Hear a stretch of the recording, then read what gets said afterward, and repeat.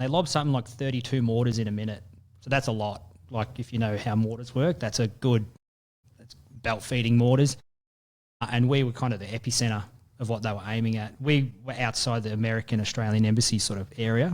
But the first mortar landed next to the vehicle, but on the other side of a blast wall. So we buttoned down, and then they pretty much just peppered them all around us. Like 7 people ended up getting killed, but the boss and I ended up getting out of the vehicle because we could hear people screaming.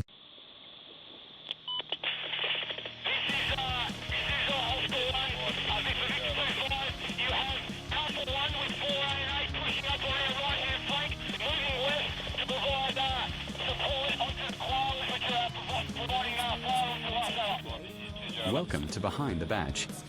This podcast is about the frontline community, its people, their experiences, and the impact of service life. Each episode brings candid conversations around resilience, well-being, and navigating the unique challenges of high-risk roles. Some discussions may be emotionally challenging. Listener discretion is advised. Welcome to the show, Scott May. Thank you. Thanks for joining us, mate. Appreciate you giving our time and making the trek down from Toowoomba to be with us. It's downhill most of the way. Downhill, all downhill from Getting there. back home will be the hard part. Mate, we've got a lot to cover. We've got some army service, some police service, vigilante service. Let's crack straight on and talk about a young Scott May. Where did you grow up and how did you grow up and what led you into army? So I grew up in the southeast suburbs of Melbourne in a pretty traditional sort of family setting. You know, mum and dad, three brothers, 2 older, 1 younger. That's pretty much it. Dad was a chippy. Mum was a stay-at-home mum, housewife sort of stuff. Did the books for dad. And we grew up just doing a lot of travelling. So it was 1988. And Dad had the choice of getting a people mover in a Toyota Tarago or a Nissan Patrol. He bought the Patrol, and pretty much for the rest of my formative years, we were just going out for driving, camping, across the Simpson Desert, up Cape York, all that sort of stuff, And then growing up in a pretty sort of blue-collar family, finished year 10, and I remember having my career counselling and my counsellor goes, what do you want to do next year? And I was like, either join the army or get an apprenticeship. So I ended up starting a plumbing apprenticeship. And I completed that. And then 2004 rolled around and, one day just working in Melbourne on a union job and walked into the recruiting depot and did the testing and, joined the army. So where, the plumbing apprenticeship makes sense. Dad's a carpenter and, going into that field. When did the defence or the army come into it? Like, what was there an influence there? Did you have any other service in your family, or where did that draw come from? Our family, I wouldn't say that we were a military family in any capacity. My 2 grandparents served in the armies, granddad was in the Royal Air Force. He was a bomber crew. And my Opa, he was in the Dutch Marines, but that was sort of towards the tail end of the war. But he did have to evacuate Nijmegen during the war. But other than that, it's not like we have this tradition of joining the military. There's no kind of military service. Dad has always been interested in that stuff. I think growing up, I remember going to the War Memorial and tank museums and reading the books that he had. So I think the history aspect was always there. My main drive for joining the army was, I kid you not, I liked forward driving and camping, and it made sense to do it as a job. Get paid. It was as simple as that. And if I retrospectively look back, we're talking post 9/11, the war on terror is kicking off. So there's lots of stuff in the media that you'd almost go, oh, you want to do your bit. That was the furthest thing from my mind. I was like, ASLAVs are cool. I like forward drives. I want to drive one of them. That's what I'm doing. And it was interesting. So my younger brother, Christopher, I remember walking near the kitchen the day that I literally had signed my enlistment paper. Pardon me. Yeah, the day that I signed the enlistment paper, and Mum was having a bit of a blue with Christopher. And I've kind of walked in and was like, hey, what are you doing? What's going on? And she's like, oh, your little brother wants to join the army because he does cadets and he's 17 and wants us to sign it. And I was like, oh, yeah, righto. And Mum's like, what did you do today? And I was like, join the army. Join the army. Yeah. Sign that. And I literally just, Mum's like, oh, that's good. And I've just walked off. And then, you know, my little brother's like, why does he get to do it? No, I don't. You know, and Mum's like, he's 22, he can do what he wants. You know, he's his own person. You're still a bit underage. They ended up allowing him to join a couple of years later. Yeah, it was a pretty straightforward kind of transition. It was literally just my lifestyle, and that's what I wanted to go and do. So was it always ASLAV from the get-go? That was the what you were going to do? I went and did my testing, and they offered me, you know, officer entry stuff and all this sort of jazz, but 100%, I remember looking at the recruiting pages for Armoured Corps and going, tanks, cool, no, I got tracks, M113, no, that's Vietnam stuff.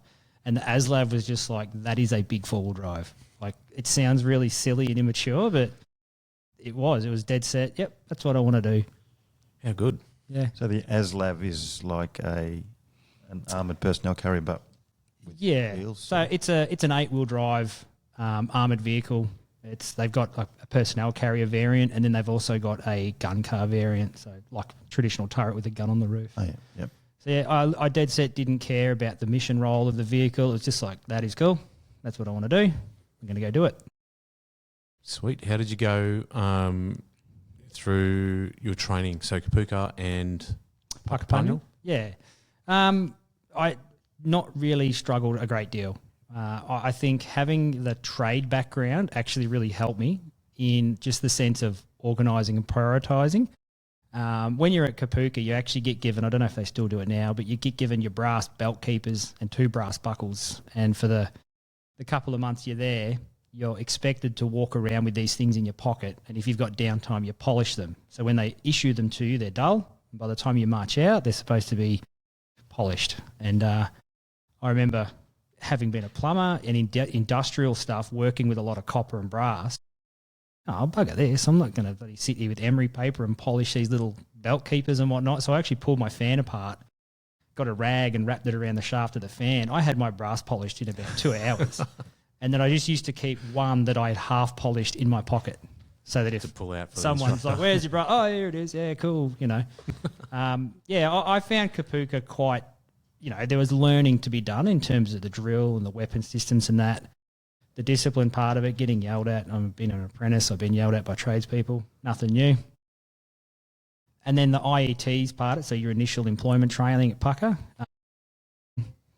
camping and forward driving, it really wasn't hard for me to kind of just roll into that sort of military mindset, you know, tactically employ the vehicles different. But yeah, I really enjoyed it. I found it really easy, made some really good mates that I still keep. You know, I was thinking about on the drive down, it's been 20 years since that, and I still talk to them today, and they're guys that I met doing that training. But yeah, I took to it very easily. That's awesome. So from there, Pucka was 3 months? Yeah, something like that. Felt like an eternity. How'd you go for postings? Where'd you want to go? Well, I wanted to go to 2CAV in Darwin because that's where all the cool kids went. And I remember getting the posting order and it was 214 in Brisbane. And I remember throwing it down on the, can I swear? Yeah, of course. Yeah, cool, sweet. And I remember throwing it down. Oh, get fucked. Like, you know, everybody else is buddy going to 2CAV. Retrospectively, that posting is what put me on the path to where I am today. I don't know, you know, it's like one of those sort of canon moments in your life. But yeah, postings sent up to Brisbane.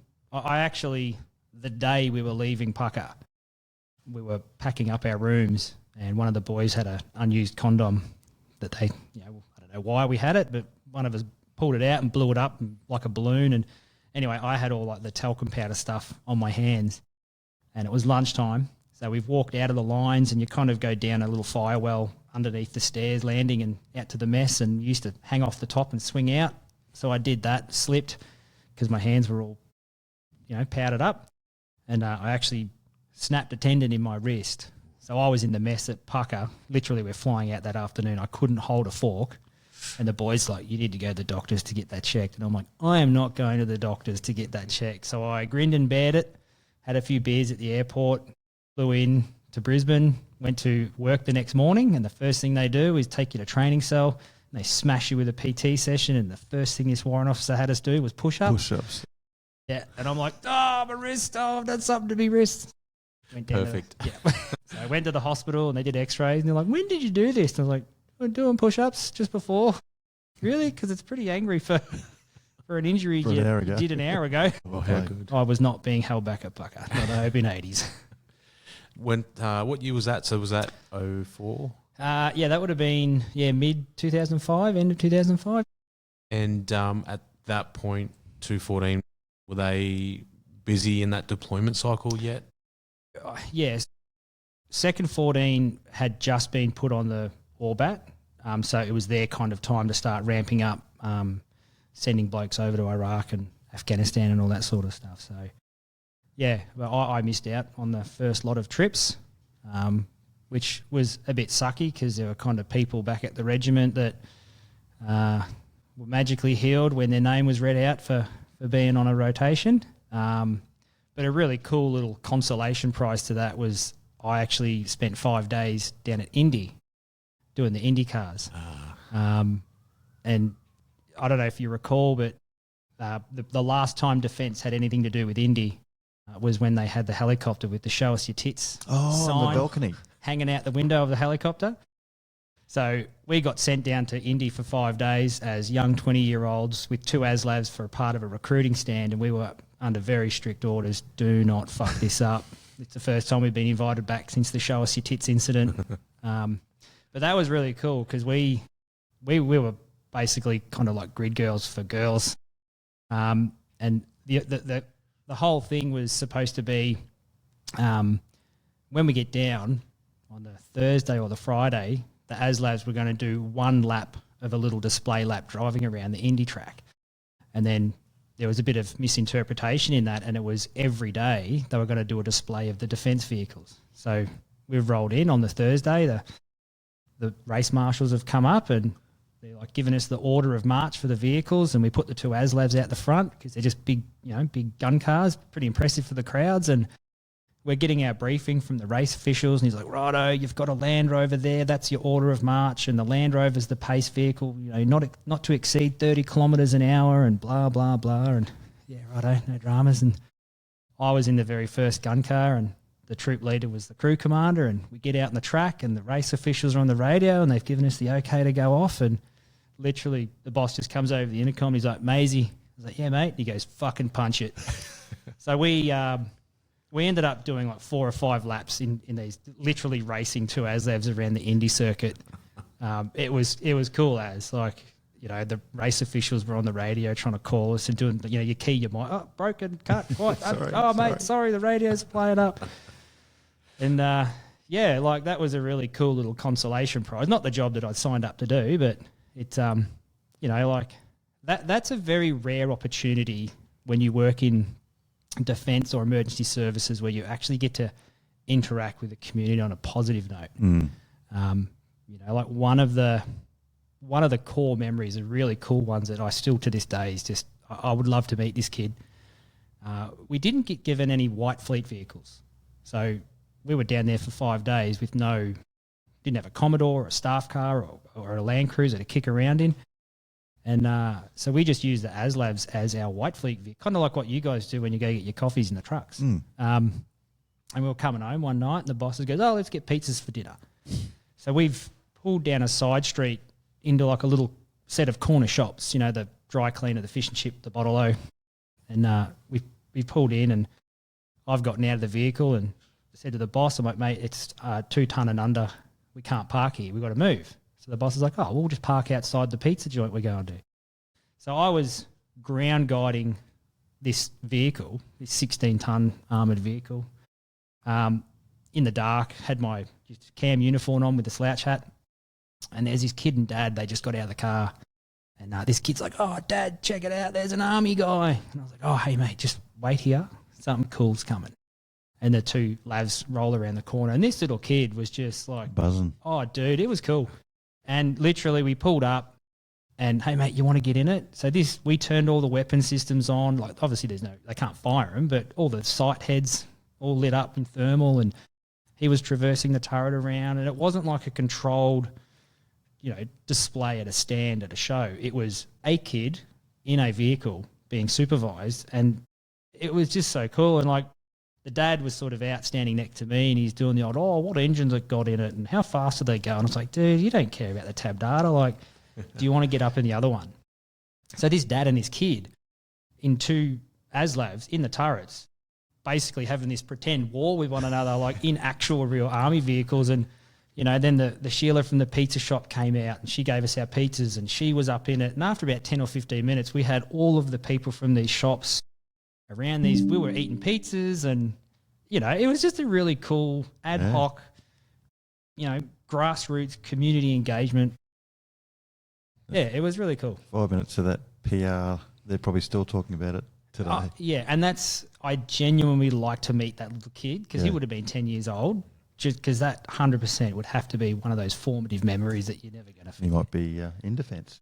Yeah, I was going to say, pretty good recruitment strategy. You'd almost fair bet if you wouldn't be surprised if you ended up in there as an ASLAV. If he is, and he's listening, I'm so sorry. Mate, what an experience. Like you said, interacting on a positive note rather than, responding to somebody or being there on someone's worst day. You're getting to give those experiences to people and a positive impact. Like I said, pretty rare.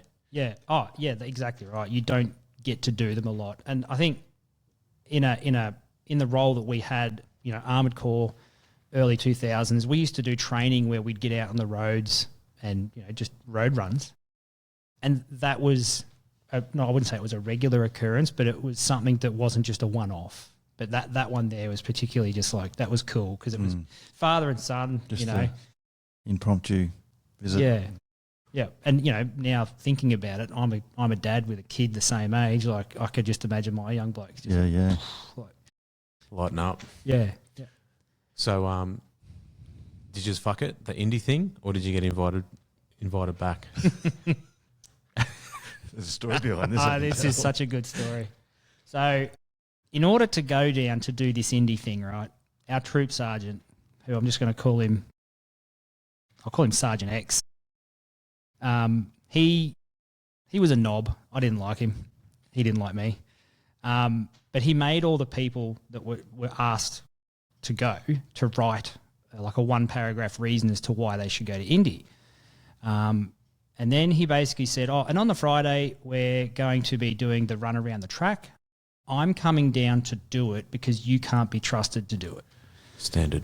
Yeah, correct. So anyway, so we were trusted as 21, 22, 23-year-olds to drive on public roads from Brisbane to the Gold Coast, but we weren't trusted to drive on a closed race circuit with all the barriers and sand traps. But that's a whole other thing. So anyway, I got to have my crack on the Thursday. So me and one other guy got to drive, which was cool. And the following day, Sergeant X, he's rocked up unannounced, and he's like, I've come down to drive because you guys can't do it. So one of the diggers got kicked out of the driver's seat, and he was keen as a bean to have a crack at what we did the day before, and the PR from it was amazing. So the front page, might have been the back page of the Gold Coast Bulletin or whatever it was a photo taken from like above the pits in the stands of a bunch of dudes hanging over the balconies like big fist pump cheers with the ASLAV that I was driving. Like we'd locked up the brakes and there was smoke and, like really cool. Our boss was just getting pats on the back from the brigade and all this sort of stuff. Like awesome PR. So anyway, Sergeant X comes down. He jumps in. Off they go. Same kind of, they pretty much said, do what you did yesterday. That was the tits, the boy. Yeah, the crowd loved it. And I'm standing next to the race marshal, and he gets on the radio and he looks at me and goes, one of your vehicles has just crashed. And I was like, which one? The Land Rover burnout car that they've got? And he goes, no, one of your ones, one of the tank things. And I've just looked at him and gone, are you fucking serious? And he goes, yeah, it's hit the wall on pitch straight. And I'm thinking, sideswiped the wall on pitch straight.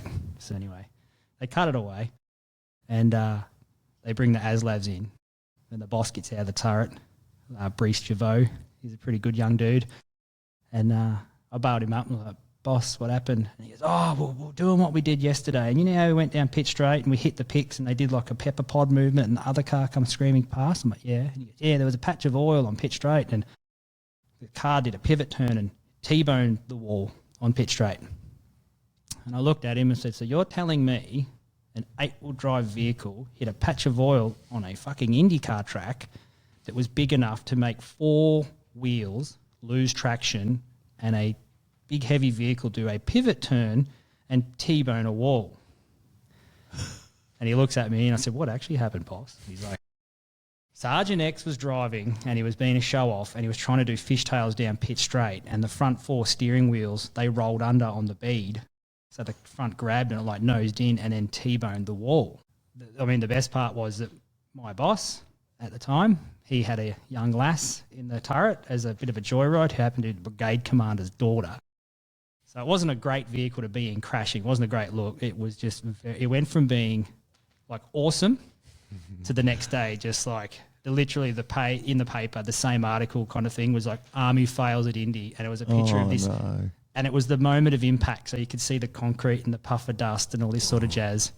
The cool part about that thing is, you know how there's nicknames and they kind of stick? Mm-hmm. I don't know who did it. Someone got hold of that image, scanned it, and basically did a print all to all of the Armoured Corps printers, you know, Darwin, Brisbane, and Sergeant X was nicknamed Crash X after that. He knows who he is if he's listening. I hope he is. Yeah. And last time I saw this person was at a funeral for a family friend whose dad was quite high up in it. And we had that moment in passing. He was now an RSM, so a warrant officer. And I walked past him and I just said, "G'day, Crash." That's all I said. And he didn't answer, didn't look, didn't reply. So I know it's a name that still sort of digs a little bit. But it was such a shame because it was, for the rest of the time, you know, you got all these people go, "Were you the bloke driving that crashed?" "Oh, that's the one that crashed. I can see on the front." We had to get spray paint and spray it. And, you know, I mean, it was a pretty public fuck up. We managed to sort of like claw it back, like again, with just the good positive messaging. But yeah, we got back to the regiment and they're like, "Who was driving when it crashed?" And nothing to do with it. Apparently, Sergeant X, that's what you fucking get for kicking the digger out of the seat. Well, yeah, exactly right. It was karma. It was very much karma. But it, I mean, another cool little one with that sort of weekend was, and this is good PR for defence. So we were in between 2 high-rise buildings, right? And there was like an apartment full of young men, you know, the lads, and then there was an apartment across the way. It was all these young girls. And all week they'd been like yelling and like in banter at one another. This one particular day, we had to stay where we were until about 10 o'clock at night because there was night races going on. We were in the middle of the track. And these lads up on the balcony, they're probably 3 or 4 stories up behind us. They're yelling at these girls like, "Oi, girls, come out the balcony, get your tits out." Like just typical dumb young stuff. The girls were like, "Yeah, we're here." Like, "Oh, we're," you know, and it was completely black. You couldn't see anything. So what we did is we turned on the thermal.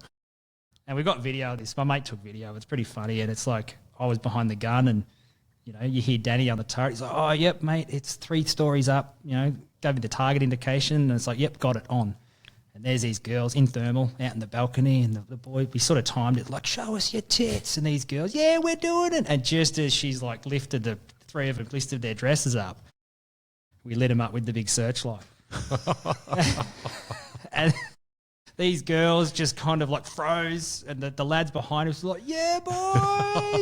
And then about 10 minutes later, one of them come down with a slab of beer. And he's like, "Who was the one that turned the searchlight on?" "Oh, that was us." "Here you go, boys. Like, thanks for that." So, yeah, like it was still fun. It was still cool. I don't know if in today's standards you'd be able to do that sort of stuff, but it was harmless fun. It was good PR. Like, yeah. So did the you guys didn't get banned from there again though? That was a... Don't know. I don't think we got invited back. I don't recall anyone else going down. Like, I've not spoken to any Armoured Corps crewman from 214 that's spoken about going to India again. So I don't think we did. I don't know. Good stories anyway. Oh, it was fun. It was good fun. After you got over that and all that fun back to the regiment, where to from there? So I was fortuitous in how it started. So I was kind of one of those digs. I was a bit older. I'd been in construction. I didn't fall for the kind of like go and get a left-handed screwdriver stuff. And I kind of had a bit of respect from the hierarchy, given that I was the same age as most of them. I wasn't saying I was an old man, but at the same time, I'd been around a little bit. So I got back to the unit, did a little bit of training, and I got put on a gunnery course. And the reason I got put on that course was for the exercises. I'd been a driver. My boss, well, the OC, when I had a meeting with him about it, he's like, mate, you're going to get bored. Like growing up, four-wheel driving, competitively racing recreationally here and there. I'm not saying I was like Toby Price doing the Fink race, but I'd grown up deliberately going out and getting my car stuck and spending the next 5 hours recovering it. And driving was just pretty easy. And when we're talking tactical driving, you literally get stick steered. Driver advance, brake, turn left, driver do this, driver do that. So it's not autonomous driving. So they're like, we're going to whack you on this gunnery course because we need gunners. You've shown a good bit of maturity. Every crew commander you've had have just like, yeah, he nails it. So I was sent down to Puckapunyal to do my gunnery course. And then whilst I was on that course, someone from the Reconstruction Task Force 2 group of guys got crook, couldn't go. So I was actually supposed to fill in for him. But then, as fate would have it, one of the competencies you have to display as an ASLAV gunner is to engage a moving target, and the mechanism that you engage that moves the target was faulty, so we missed that competency. And they're like, just all right, next time you go up to Shoalwater Bay, we'll do it then. And I got put on this trip and essentially got removed from this trip because I hadn't displayed this one core competency, even though the bosses are like, mate, my Squadron Sergeant Major, Obi, he's like, we'll take you out to Shoalwater Bay. We'll get a pallet and we'll get 100 metres of rope and we'll drag a pallet with a Land Rover for you to shoot. Like, this isn't a hard problem to solve. But, yeah, the higher-ups were kind of like, no. So I ended up being removed from that trip, which was a bit of a kick in the guts. She's sort of like ups and downs. But then literally at the same time that was happening, the SecDet rotation was getting ready to take off, and they had done all of their pre-deployment training and everything. 2 weeks to go, someone from that trip got crook, and then I got slotted in to SecDet 11. And literally I had to go to the passport office with another guy that got thrown on, and we filled out the form. And they're like, oh, you need someone that knows you for the next 2 years to yeah, we've known one for 2. Yeah, cool, no worries. Getting it done. We didn't get issued our kit until we got to Kuwait. So when I rolled into Kuwait, all the other guys had all their kind of desert cam. I literally was like, sweet, I got to go kit up. Yeah, had pretty much no training in what my job was. It was a little bit non-conventional in the space of on the SecDet rotation, it was called an operator. So essentially on the personnel carrier variant of the ASLAV, there's a blind side. And my job was to stand out of a hatch on the blind side with a Minimi machine gun and basically be the eyes and ears of that side of the vehicle so the crewie knew what was going on. So I went from, going to Indy and seeing boobies to, in a very quick succession, going on course, coming back, being put on a trip, being pulled off a trip, being put on a trip, and I found myself in Kuwait with no kit, literally like, what's my job again? What am I doing? And I was in charge of radios and cipher equipment. It was a very detailed job in some capacity. And I remember getting into Baghdad. I was like, sweet, cool. I'm here. How do we do this job? And it was like a very good example of a Soldier's 5. Kind of like, this is what you do. Don't die. You'll be fine. What year was that? That would have been, what was that? 2007. Yeah, so that was sort of early 2007 from memory, mid 2007. Like the first time we went out was with the outgoing SecDet guys. But when we went out on our own about a week later, like I was standing up out the hatch. We were going through the Badlands of Baghdad, and I'm like, radio's quiet, intercom's quiet, and then the crewie, Paddy, turns around, he's like, Maisie, are the radios on? We're like, no. let me do it. We'd been out for about 2 hours, an hour and a half. Yeah, oh, that's better. Look at that. You can hear what's happening. So, yeah, it was definitely like a just learn on the job. How old were you at that point? 23, I think. And how long did that trip go for? So we're in Baghdad for about 7 months, I think, 6 months. So I'm shocking with names and times and dates. So if I'm wrong on that, sue me. But no, SecDet was really cool. It was a non-conventional deployment. So our job was basically an armoured escort for VIPs and ambassadors and things like that. So, we were resupplying ourselves. So we'd go from where we were staying in the Cove to Camp Victory, which would be the equivalent from, I don't know, if you're from Melbourne, driving from the Melbourne CBD to Tullamarine Airport. So like a major highway connecting two big hubs, driving from Brisbane to Caboolture kind of thing. And the road at the time was called Route Irish because you had to have the luck of the Irish to get down it unscathed. Or we'd be taking when I say VIPs, like the ambassador, John Howard come over at one stage. The treasurer, I can't remember his name. I remember his face because we scared the living Jesus out of him. The Minister for Defence. So it was quite high-ranking people in the government. And part of my job as an operator was they had their close personal protection detail with them. But when they were in the vehicle, it was, the digger with the machine gun that didn't know what he was doing. It was kind of like, cool. I actually remember giving a brief. It was the treasurer. I can't remember for his name for the life of me. I remember his face. He looked like a big Alexander Downer. That's who it was. He was there. And I remember giving the brief and I was being a bit cheeky and I was like, in the event of an emergency or an IED strike, exit the vehicle through the rear door or the gaping hole in the side of the hull where the vehicle used to be. And the close personal protection dudes thought it was funny. Kim Beazley did not. He... but even like on that particular trip, so Shannon Willie, he was our driver, and he's like, we'll give him a bit of a ride. So going down Route Irish, when you get to an overpass, you'd be 3 vehicles and then another 3 vehicles behind you. So you had like the VIP packet, and then the infantry would be in the other personnel carrier with the packet. So you kind of travelled separately. But when you hit an overpass, you'd be like one vehicle in the left lane, the next vehicle in the right lane, so you staggered, and you'd swerve and swap over. Because what the insurgents were doing is they'd wait for you to drive over and they'd try and drop a grenade to get it down the hatch of your vehicle, things like that. And anyway, so Shannon, the driver, he's like, I'll give him a bit of a ride. So every time we got to an overpass, and there's probably a dozen on the road back to the camp, Shannon would very violently swerve, to the point where I'm standing up trying to hold a machine gun. I was like swaying and I butt stroked myself at one stage and I was like, dude, like fucking dial it back. Like I'm struggling.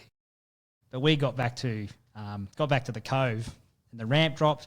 I'm taking my helmet off. I had my Minimi just sort of sitting on the hull next to me, and he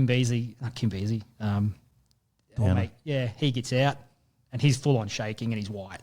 And the 2 CCP guys, they're laughing, and he walks around the side of the vehicle and he's like, I never forget, he was just pale.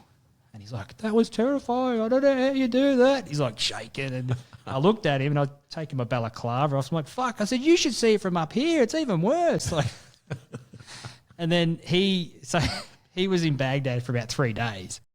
And then he refused to get in the ASLAVs to go back to the airport. He's like, no, not doing it.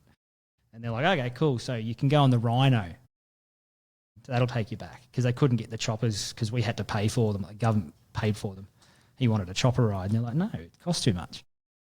So they said you can go and get in the Rhino. And they ended up, from what I was told, taking him up to the top of one of these buildings and showing him the Rhino. And this is like, it's just an up-armoured bus. And every time this thing went out, it was being hit. Like imagine driving a big brick down a road. This has got hit me on it. Yeah, so, and apparently he looked at the Rhino. He's like, nah, I'll get in those things. But yeah, SecDet was it was good, and ignorance made it even not better, but ignorance actually helped. It wasn't until a few years later I read a book by Major General Cantwell, and it's called Exit Wound. It's actually a really good book. I gave it to my dad because he's done a very good job of painting the picture of Iraq and Afghanistan, because he was in country when I was in country. And I'm reading this book, and he was like a liaison officer, and he had statistics in there. I knew it was dangerous, but he had like, there was this many rockets fired in this period, there was this many like death squads, the insurgents nearly retook Baghdad, and I'm like, holy fuck. I just was fat, dumb and happy kind of thing. And I read this book, and I was like, fucking hell, like. A bit more dangerous than what you thought. Oh, dude. I mean, the best part of that was, turned out I actually met this guy in Iraq, because I got to the middle of this book, and you know how most biographies have like the colour photo section? And I'm like, I'm going through this book and got to the picture bit, and I'm like, fuck, I've seen these pictures from somewhere. I know these pictures. So we went to somewhere else in Baghdad to give these American people a look at an ASLAV. And my boss met some Australian dude there, and this is how ignorant I was as a dig. I knew that if it was a chevron, I'd call him sergeant, corporal, whatever. If it was a picture of something, sir. Like, that's how dumbed down I kept it. Like, and it wasn't because I'm stupid. It's just like easy. Works. So anyway, Lieutenant Bury, my boss, he's there with his Australian dude, and I remember looking at his rank slide, like, cool, he's got some swords on his rank slide. He's a sir. It's a picture. Yeah, exactly right. And but he was dressed like a goober. Like, he had the big gay bush hat you got given on and the body art. Like, he was a pogue, if you know. That's what he looked like. So I was kind of treating him with a bit of disdain. I called him mate. There you go, mate. Yeah, righto. This is an ASLAV. And he's like, I'm going to leave these guys with you. You show them the vehicle. We're going to go and get a coffee. And my boss was like fangirling over this dude. I'm like, oh, fucking officers. Typical.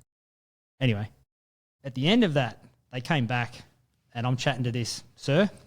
And he's like, here you go, Dig. Here's a USB stick of some photos I took out in the Badlands. I'm like, okay, cool, whatever. I'm out there every day. Anyway, I'm reading this book, looking at these pictures. I'm like, where the fuck have I seen these? And I go and get this USB stick, plug it in the computer. I'm like, I'll be buggered. That's who that was. It took me 15 years to learn it, but yeah. He's Scotty calling him mate. Yeah. Yeah. Not in a rude, derogatory way, but just like, oh, whatever. Like, yeah, g'day. But yeah, it was that was my one run in with someone important in defence. Oh, that's awesome, mate. And so that 7 months, was that like a summer or a winter? So that was a summer rotation, yeah. So it was really busy. Like I said, it was during the surge. So in terms of rocket attacks, like we got stood to something like 30 odd times in a day. We came incredibly blasé to mortar and rocket attacks. Like, I'll paint a picture, you know, Top Gun, the original one, the volleyball scene. So just imagine fat, white, pale guys doing that and not the Tom Cruise version. We were playing volleyball. We had a volleyball court we built. And this was retrospectively thinking back, was how blasé we were to the rocket attacks. We were playing, the siren went off. You know, it would literally sound, it would say incoming, warning, warning.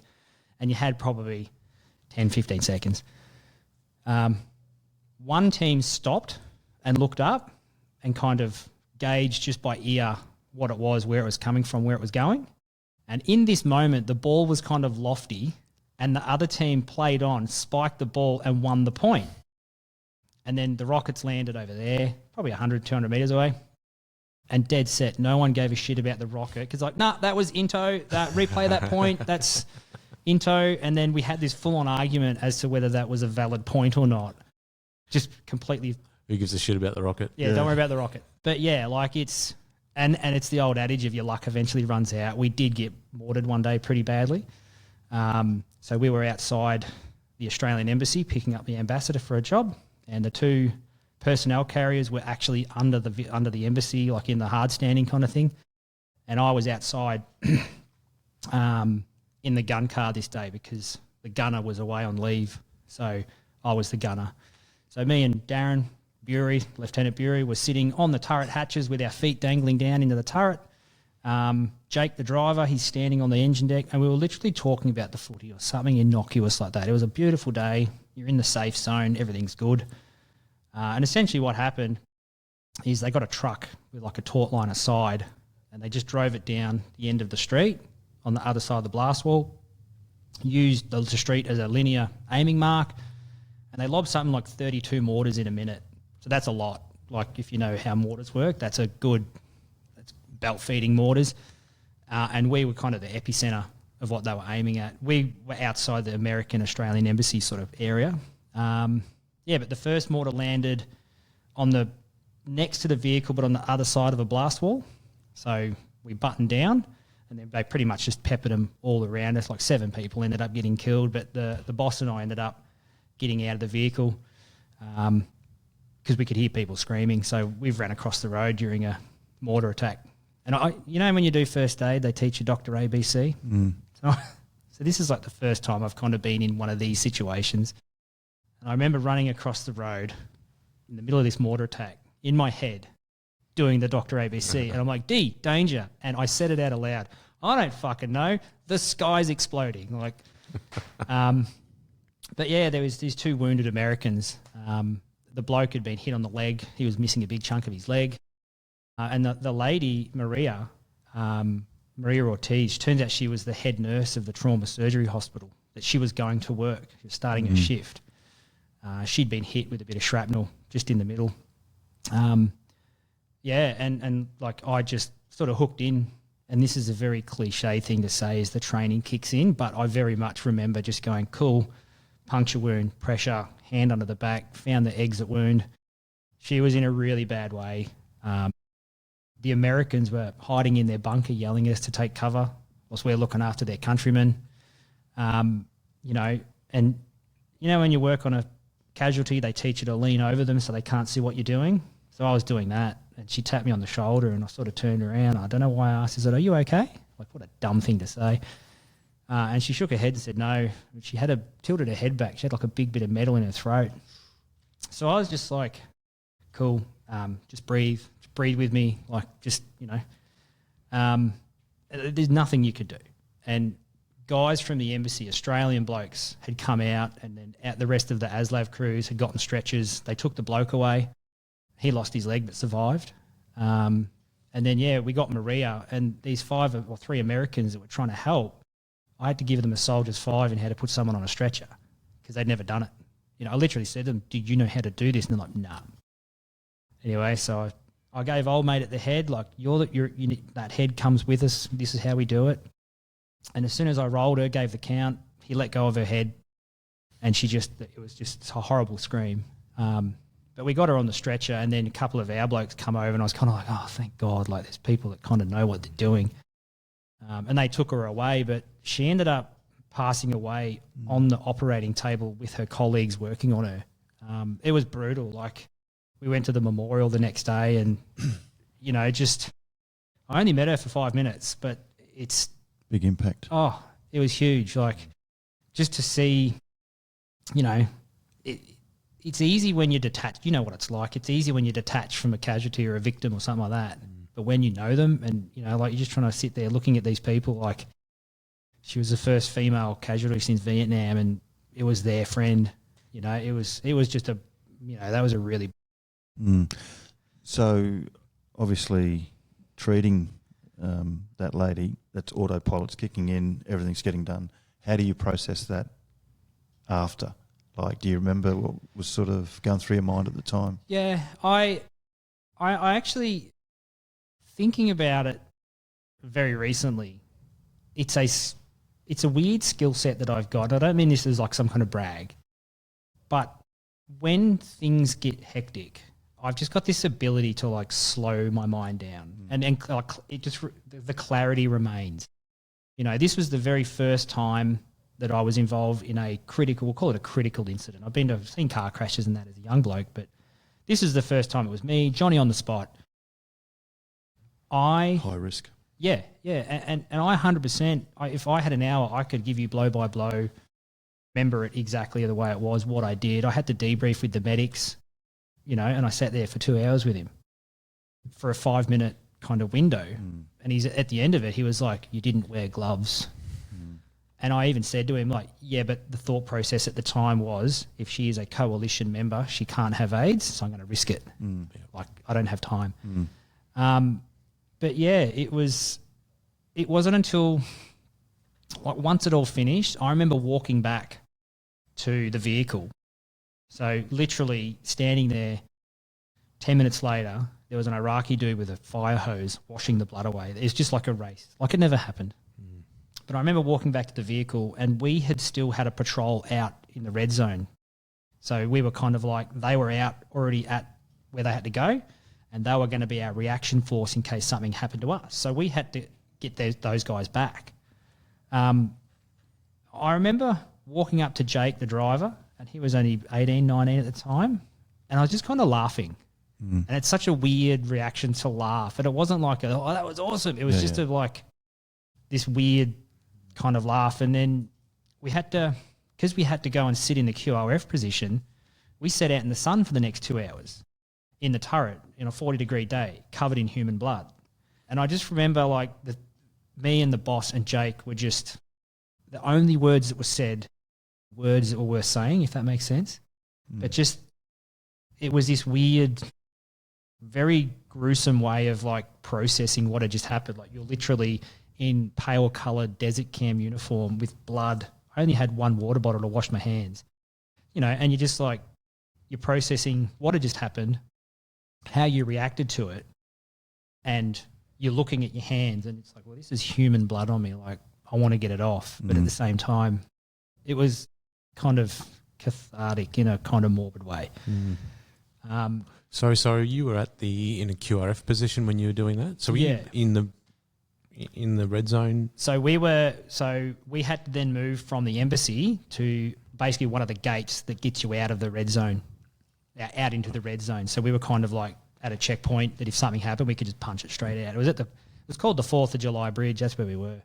So the job was still on too while you were, you were very much online and ready to go while you're processing and going through that cathartic experience as well. Yep, 100%. It wasn't like, oh, well, that's that done. I'm going to check out, put the controller down. It was, oh, well, we've still got things to do. We got to go and do it. And it wasn't really until 2 or 3 days later after the memorial, which we got bloody mortared at the memorial as well, just coincidentally, that I sat down with my boss and did like a debrief. And I remember Darren saying it, and it's one of those very rare moments when rank is removed and it's just human. And the boss and I sort of like, he's doing his thing, welfare check, debrief, all that sort of jazz. And he literally stops at the end of it and he's like, mate, he goes, if you weren't there, I was fucked. As a digger, you were telling me what to do. And that wasn't like as in you shouldn't have done that. It was literally just him being human going, mate, you nailed it. And then we got pulled in a couple of days later, the ambassador, and he's like, mate, because of your actions, because of you two guys, you saved the guy. He's a major. He's going to live. But yeah, it was this kind of, and I'm not the only soldier that would have had it. You don't have time to decompress, stop, collect your thoughts. It's just keep rolling. Still got a job to do. You probably would have been out the next day. Doing stuff. We were. Yep. Yeah, we were just like back on the bike, just keep going. And it's not something that I've really sort of consciously stopped and retrospectively looked at until many, many, many years later. Yeah, that mission's still there. You still got to get it done. Hey, there's no having a break and stopping. You got to keep rolling. Yeah. I mean, and just coincidentally, on that Iraq rotation, when I went on leave, because it was cheaper for the government to send you anywhere else except Australia, I elected to go to England because I wanted to go visit my cousin, and there's a tank museum there I wanted to go look at. And I was in a pub in Weymouth. I was staying in the pub. The publican knew I was a soldier. I'm down there having a feed, and I said to the publican, like, who's that old dude at the end of the bar? And there's this guy, big white eyebrows, black beret, gloves, medals, the marching, everything. And he's like, oh, that's Cliff. He's a World War II veteran. And he called Cliff over and he introduced me, and I'm talking to this guy, and he's like, oh, Australian Army, what do you do? And I was like, oh, same as you, mate. Armoured Corps. And I spent 3 hours with this guy just in the pub talking to him, because he went from training tank crews from the Battle of Britain, landing with the Canadians on D-Day, Market Garden, the invasion of Germany, like just, if you could make a computer game, this dude's career path would just be mental.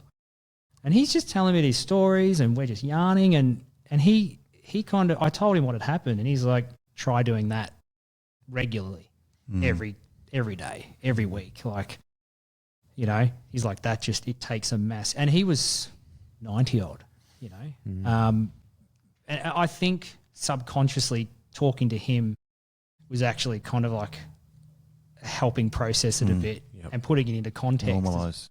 Yeah, normalise it. Exactly right. His story was brutal. Like just, you know. But I mean, I guess for me, going like having done all that, what you did, that's not normal for me. But when you're in that environment and you're talking to someone else that's been in that environment, that's the normalised part of it. Yeah, and that he said the same thing. He was like, because I was just buying him brandy, like just not trying to get him drunk. We're just having just a yarn, and he sort of stopped before we kind of really opened up on some of the stuff. He was trying to explain a story, and he was like, "Oh, we were in a hold down position, and I'd asked the driver to come hard left stick, and he kind of, for a non-armoured corps person, he was speaking Klingon." And I just looked at him like, "Oh yeah, righto, cool." And he looks at me and goes, "Oh, do you understand what I'm saying?" I'm like, "Yeah, mate, like it's the terminology hasn't changed." And he stops and he goes, "Oh, it's so refreshing to talk to someone that I don't know that can speak my language." And I think for Cliff as well, like it normalised it, because I wasn't sitting there going, "Oh, yeah, right, oh, wow, tell us more." Like, oh, that's really cool. I was just like, "Oh, yeah, man, that's shit that happened." Like, yeah, it was A bit of commonality. Yeah, which was really, it was really odd given that I'm 20-something. His generations apart, our stories were vastly different, but so incredible, because he was up to date with what was happening. You know, and even at the end of when the pub was literally closing, the ugly lights come on, and he turns around, he's like, "Mate, loved having a chat, wouldn't swap your war for mine." And I was sort of, what do you mean by that? And he goes, "At least I knew who I was fighting." He goes, "You poor bastards, you drive down the road and next thing it blows up in your face." And his outlook on it was just completely different. You know, I'm like, you're at war for 4 years or 5 years, like personally. But I mean, he actually kept in touch with me. Like, I got his email address, and, you know, a really cool thing was one day the boss comes down, he's like, "Mate, there's some mail for you in the CP." And I was like, "Oh, right." The mail truck hadn't come in. I'm like, "That's weird." I get down there and there's his box. And on the top of it just said, "To Scott May, Australian Army, Baghdad, Iraq." And so I opened it up and it was a letter from Cliff. "Hey, mate, how you going? I know how important it is to keep your morale up on the front lines. Don't know if this will find you. Hope it does. But here's some treats." There's a can of Coke, a block of chocolate, a porno, yeah, like Just knew a what. packet of biscuits. What a legend. Yeah. What an Yeah, absolute legend. it's just like, dude, you know, his memoirs, he put his memoirs in there. Like, I thought you might like reading these. He'd written down stuff after our conversation. It's just really cool, like, you know. And, you know, I think that experience helped. I would say mask. It didn't help process it. It helped mask and normalised. Yeah. Yeah. I guess a little bit of different perspective too. You know, like if you hear what his experience, and it just opens your eyes to someone else's similar but different perspective on things as well, and Yeah. it's I got mean, to help. And I mean, even so far as we didn't just talk about the gory stuff, like we're talking about silly stuff. So in Baghdad, there's this roundabout, and next to it was an Eiffel Tower replica.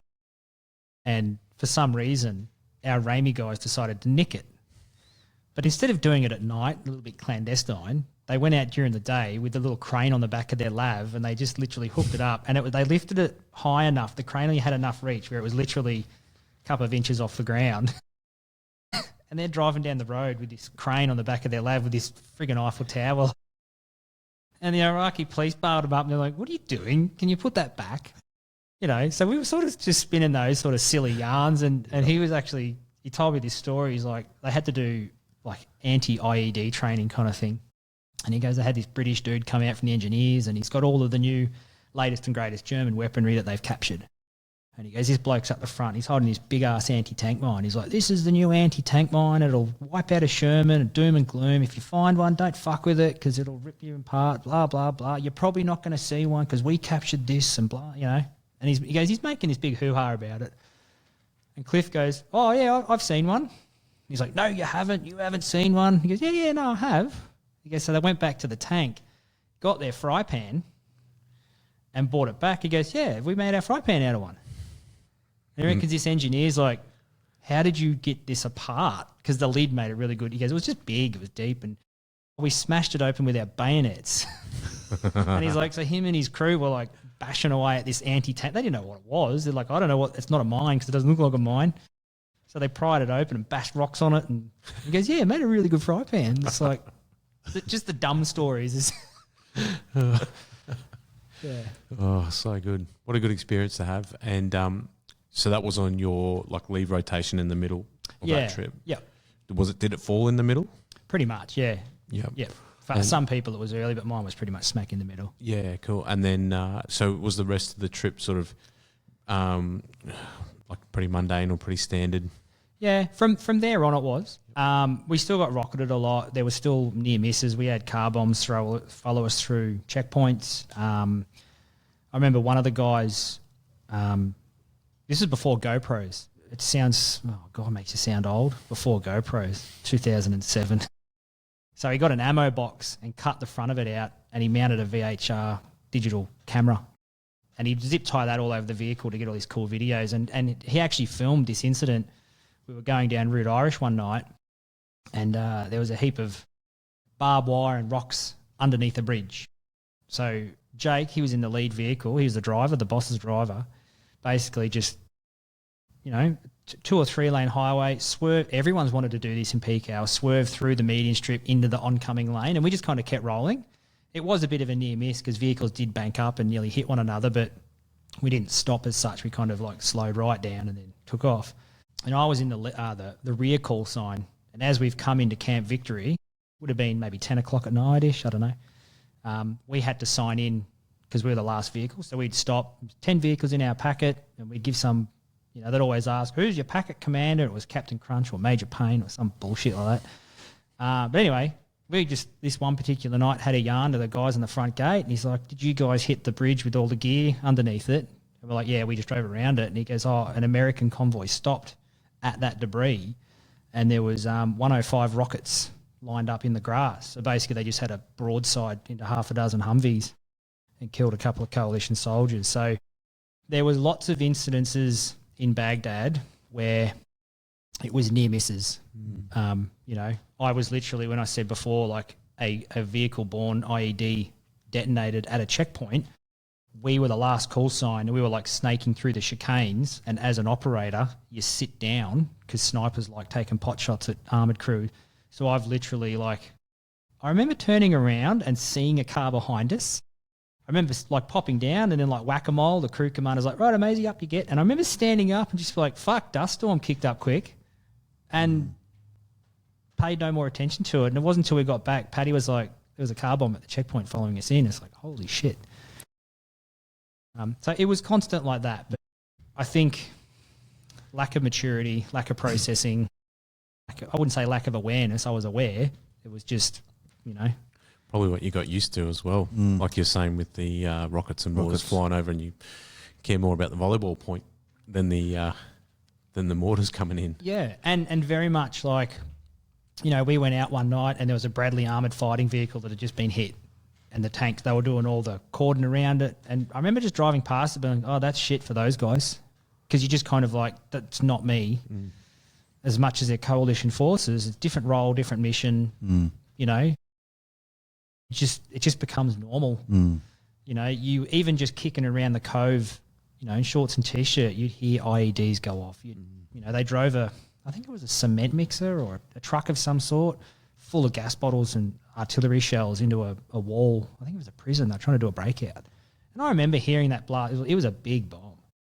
And you're like, going to get messed, going to have dinner. Yep. Yeah, you just normalise it. Oh, yeah. It doesn't directly affect you. Move on. Yeah. So on that, mate, coming back home, how did that go for you?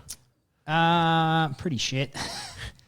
So I came home, literally got home, did the post-deployment screen, 2 weeks off, back to work, training cell, because it's kind of like they do like a little respite retraining thing.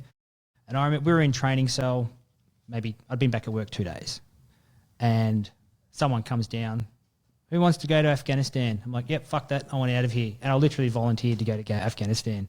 we had to get special waivers and all this sort of stuff because you're supposed to have like 12 months between deployments. And I was just like, I just don't. It sounds weird. It wasn't like I don't want to be here because I dislike it. It is I don't want to be here because things are simpler on deployment. I get up, I go to work, I eat, I sleep, repeat. It's life is simple, life is easy. And then you come home and in the 2-week leave, you just kind of like first world problems, traffic, and you're like, send me back. It was just simpler. You know, it wasn't like some war hungry chasing glory. It was just like, that was just easy. Easy, simple.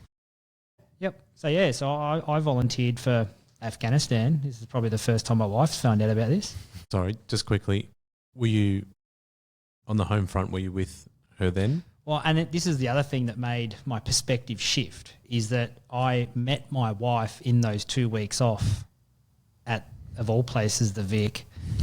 So I've gone from, you know, fat, dumb and happy, single, come home, couple of weeks off, volunteered, met my now wife. So I was sort of dating, which in a weird way actually helped develop really strong foundations for our relationship because for the first 12 months of it, her friends didn't believe she had a boyfriend because I was just never there. I was away training or deployed. But at the same time, it completely shifted my perspective, you know. So was that the first 12 months? Did it take 12 months before you were deployed again? Just No. lead up training? No. So I went Iraq, come home, 2 weeks leave. Who wants to go? Yep. To pre-deployment training for 3 months and then in Afghanistan. And how did she feel about that, knowing she just met you? Well, she was 19-year-old uni student, just kind of like that was my job. It wasn't this kind of weird like, but you've just got back. It was just like, oh, yeah, cool. This is what people in the army do. Yep. For the first basically 8 months of our relationship, for the most part, it was via correspondence, like letters. Like I've still got all the letters she sent me in Afghanistan and I've still got the one that I sent her, which is a really lame letter in terms of not much in it. But no, like it was either phone calls or emails or actual written letters and care packages, which taught a certain level of communication.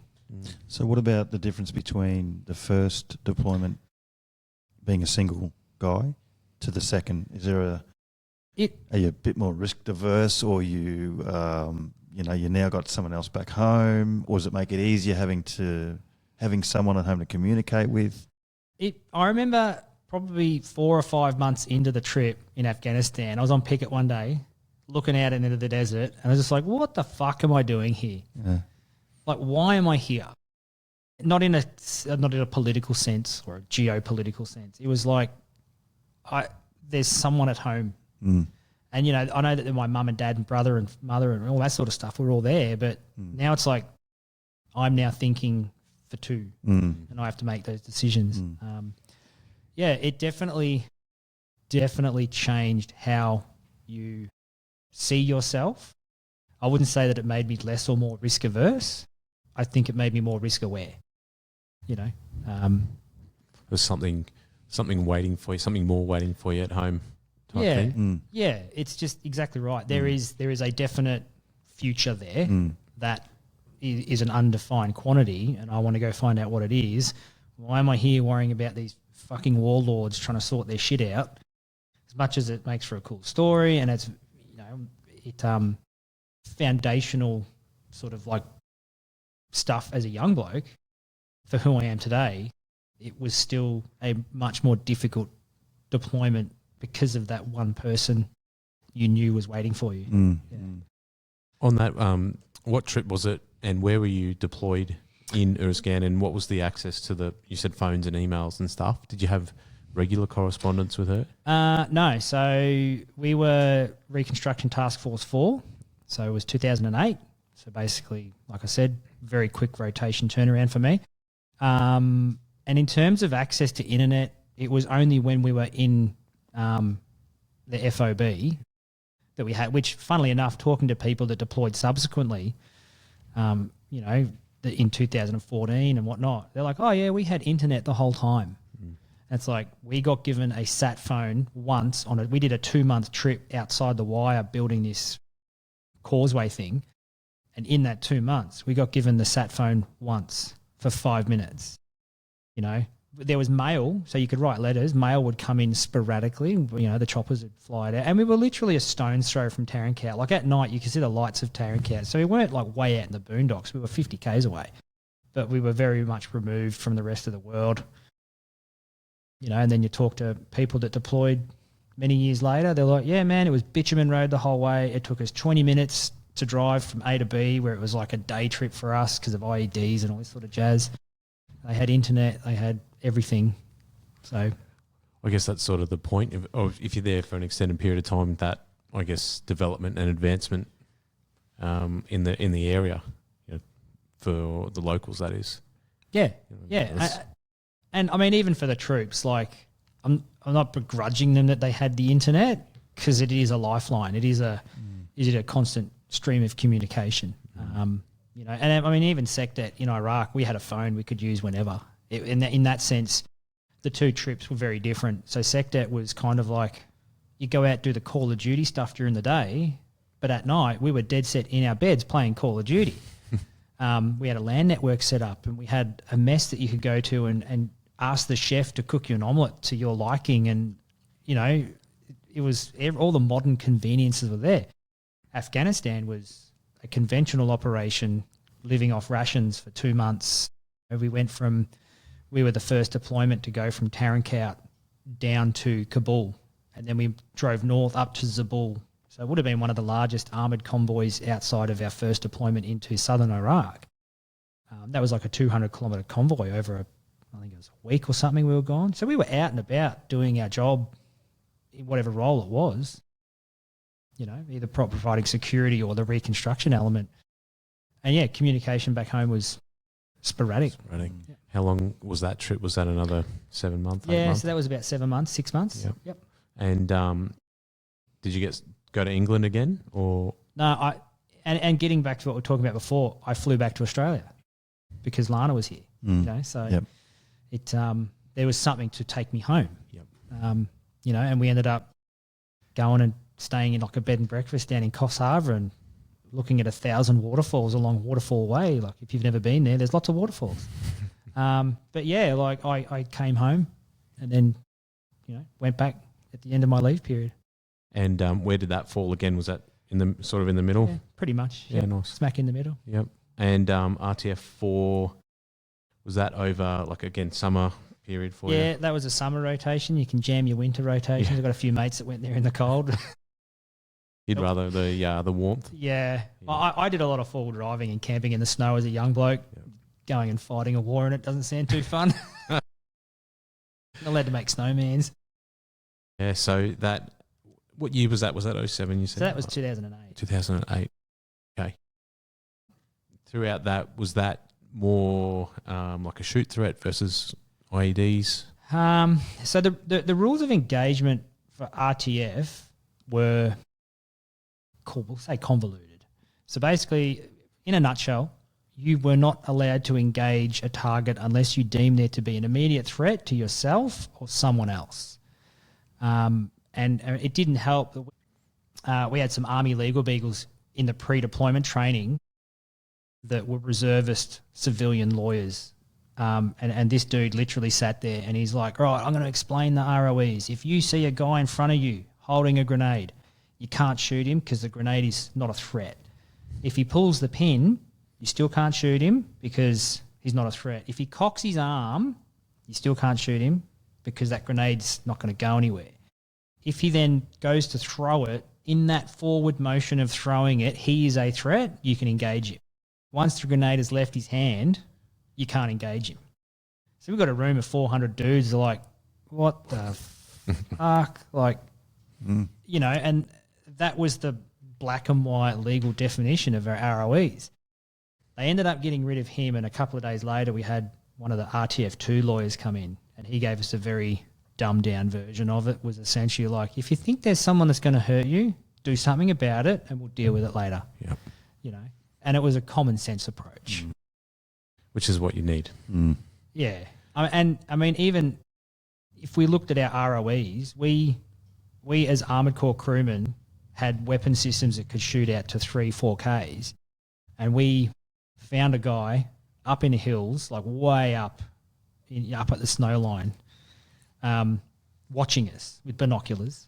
And then the EW guys could listen to him on the radio, and he's like basically saying, he knew you were watching. He's like, I'm a shepherd. I am up here shepherding my sheep. And it's like, really? Like, what sheep, mate? And we had the guns pointed at him, and he's like, he was talking to his bosses. And he's like, they've seen me. I've been spotted. And so we hit up our bosses if we can engage it, the higher up. No, he's not an immediate threat. It's like he's calling in coordinates, and just happened to be that the Dutch liaison officer was with us, and we're like, we can't do anything. And he's like, okay. And next minute, a 500 bomb just took the top of the mountain off, and that was problem solved. But like that was the level of intricacies that we were dealing with. It's like, frustrating. Yeah. I mean, in that same instance, I did get to flip the bird at the Taliban. That was pretty cool. It was. Well, what happened is this same hill, we knew they were up there watching us. So what we did is we were kind of like a tethered goat, kind of get them a bit of a come on. So our patrol, 3 vehicles, we drove up as far as we could to the bottom of this hill just to try and sucker them out a bit. And one of the guys in my troop was a mad keen prospector. And he'd been saying for weeks, mate, I'd love to get up into those hills and get some of the sand out of where the waterways are. And so I've grabbed an ammo tin, and I didn't have my body armour or nothing. I'm just like, whatever, I'm just cruising around. And I've walked down to this creek up on the end, coming out of the hill, and I've grabbed a big ammo tin full of some soil for gutty. And Hungy, my crew commander, he's up in the turret doing whatever he's doing. He's like, Maisie, we got to go. I'm like, righto, mate. So I've turned around, clipped up this ammo tin. I'm like, fuck you, Terry. And I've like flipped the bird. And I don't know why I did it. And I was, the old, hey. And anyway, later that night, we're doing the intelligence brief would come over the radio network. And so the EW guys the intelligence guys are giving their brief, and they're like, and today 3 Victor call signs went to this grid square at the bottom of this feature, and we picked up radio intercepts from the Taliban. Basically, it's like that they were spotted because one of the Australians was signalling them. And I'm like, I've looked at Hungy, and he looks at me and he goes, that was you fucking idiot. I'm like, right, okay. One finger salute. Yeah. And I caught up with the intelligence guy when we got back from that job, and he's like, mate, we were listening to the radio comms. And the translator, they were translating, he's like, this Taliban dude's like, the tanks are at the bottom of the hill. They're coming for us. One of them's gotten out, and he's. They thought I was like planning an IED with like digging, and so they thought I was like, I'm going to play your game. So anyway, and apparently they're like, take out the tanks. And then the guy that was watching us is like, I can't. And then his boss is like, why not? And he goes, because I didn't bring the RPGs up. It's too heavy. And then, so the Taliban dude is getting chewed out over the radio by his boss because he's like got caught not taking all his gear. And apparently he goes, it was funny as hell because they're like, why didn't you take it with you? You've got these 4 targets just sitting there, and now they're signalling you and you've been spotted. And Anyone that he's Probably lucky for you blokes. It sounds like you wouldn't have been able to shoot them back anyway. The RPG's left the launcher and it's not a threat anymore. Yeah, it was just... Yeah, one of those ones where you're like, I had a few really close. I honestly don't. I'm just one of those people, right? I just find myself in these weird little scenarios. Like, so we did a job. We drove from Tarankat to Kandahar, and we're in this valley. And this particular road, every coalition vehicle that goes up, it gets smashed. The Italians had come up not long. They had like several vehicles destroyed. And we were like the last couple of vehicles, and in front of us was a packet of engineering vehicles, so trucks with bobcats on them and plant equipment. And anyway, they've sort of come out of we're on the far right side of the valley on the road, and they've come out of the dead ground, and the Taliban have seen trucks and semi-trailers and bobcats. It's an easy target. And so they started brassing up these trucks. And because we had all the anti-IED stuff, electronic warfare things on our vehicles, it made your comms really patchy. So we didn't hear this. And we've come out of the dead ground in our gun car, And my driver, Frank, had said the vehicle had been making a funny noise. And he'd said, when he described it to me, he's like, you know when you drive on a gravel driveway, that noise? Sounds like that. Something in the running gear. I'm like, right, I'll keep an ear out, mate, because it was on my side. So anyway, we popped out of the dead ground, and I'm hearing this pop, pop, pop, pop. I'm like, oh, that's the noise. So I'm like, normally standing up in the turret, your sort of shoulders are just out. I'm like waist out, leaning over, and I can hear the noise. So then I'm like half of my helmet off so I could mark one ear. I'm like, yep, definitely there's a noise. And I've kind of like stopped, put my helmet back on, slotted down into the turret, and we had a iPod connected up to the intercom system, dodgy little hookup we had. So we had music on. So I've turned around, turned the tunes off, looked at Hongi. I was like, Hongi, I think we're being shot at, mate. And he goes, what makes you say that? I'm like, I don't know. And dead set, just as I said, I don't know, this RPG like airbursts above us. And Hongi's like, oh shit, I think we're being shot at. We traversed the target, we found them, and we kind of just put some speculative fire in, and they kind of stopped. It was just dudes with machine guns. And, you know, they didn't know we were there. And they've pretty much stopped straight away and done.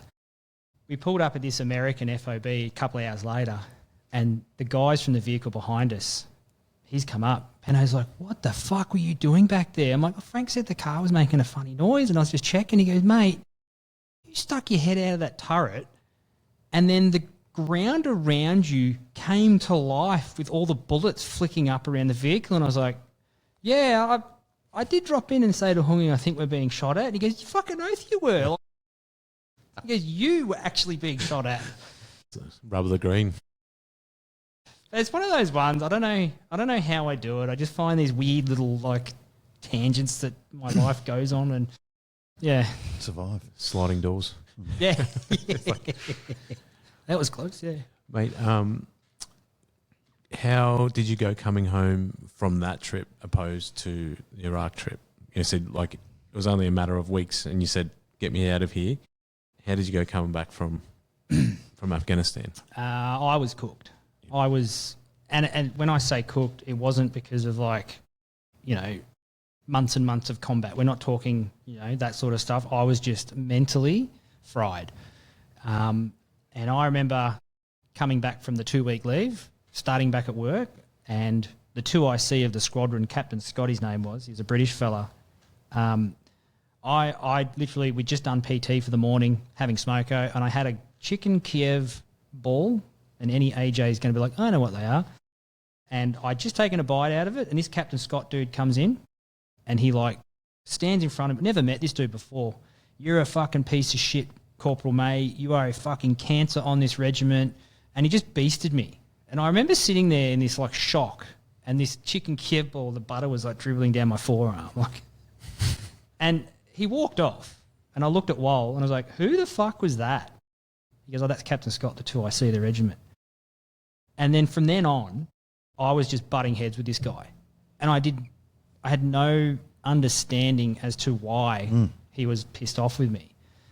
And then I had a troop sergeant that had never been on a deployment, and I got put in a troop with all basically new guys, and he took a grudge against me because like one day we did a dress inspection for our polys, and he held them up, and he's like, oh, you've got medals. Didn't even look at the polys, eyeballs me and says, you can come back in on the weekend for show parades. So I had an extremely unsympathetic senior hierarchy, as in, you know, senior enlisted, and then my boss, he was junior. He'd literally just graduated RMC, so he was kind of like in this weird power dynamic. I was struggling mentally, and I had a hierarchy that did not give a shit. I got promoted, and after about maybe 2 months, if that, I got called into the office one day. The boys come down, oh, Scott, the boss wants to see you. So I've walked into the boss's office, you know, my troop leader, a lieutenant, and to his credit, Lieutenant Richardson was new and young, and he was dealing with a group of difficult diggers because of circumstances, like not bad diggers, but just cooked. He was standing in the corner, and this sergeant was sitting at his desk. And I've kind of walked, you know, the power dynamic, when you've got a rank structure, it's like, what the fuck's going on here? So I've started talking to the boss. Yeah, boss, you wanted to see me? And this sergeant's like, no, I wanted to see you. So I've sort of like, okay, what is it? And he's essentially got this stupid 1980s mentality. His exact words were, you're a corporal now. You've got a couple of choices. You can start smashing the boys because that's what corporals do, or you can hand your rank in. And I kind of looked at him and was like, no, well, actually, and I looked at the boss, like I deliberately addressed the boss. And I was like, well, I'm sorry, sir, but any task you have given me, have the boys completed it to a standard at or above what you require? And the boss is like, yeah, they have. I said, so how is my leadership style where I treat them as with respect and blah, blah, blah, how is that a bad thing? And this sergeant's like, no, that's not what we do. We smash people and we show them that we are an authority. And he's like, so they're your two choices. And I remember standing there looking at him. I'm like, I don't know. I was like, well, mate, I said, in 15 years' time, when I've got kids, I want to tell them the story about how I threw my rank slide at a fuckhead sergeant as opposed to have that fuckhead sergeant rip it off my chest. So I pulled it off and I like flicked it at him.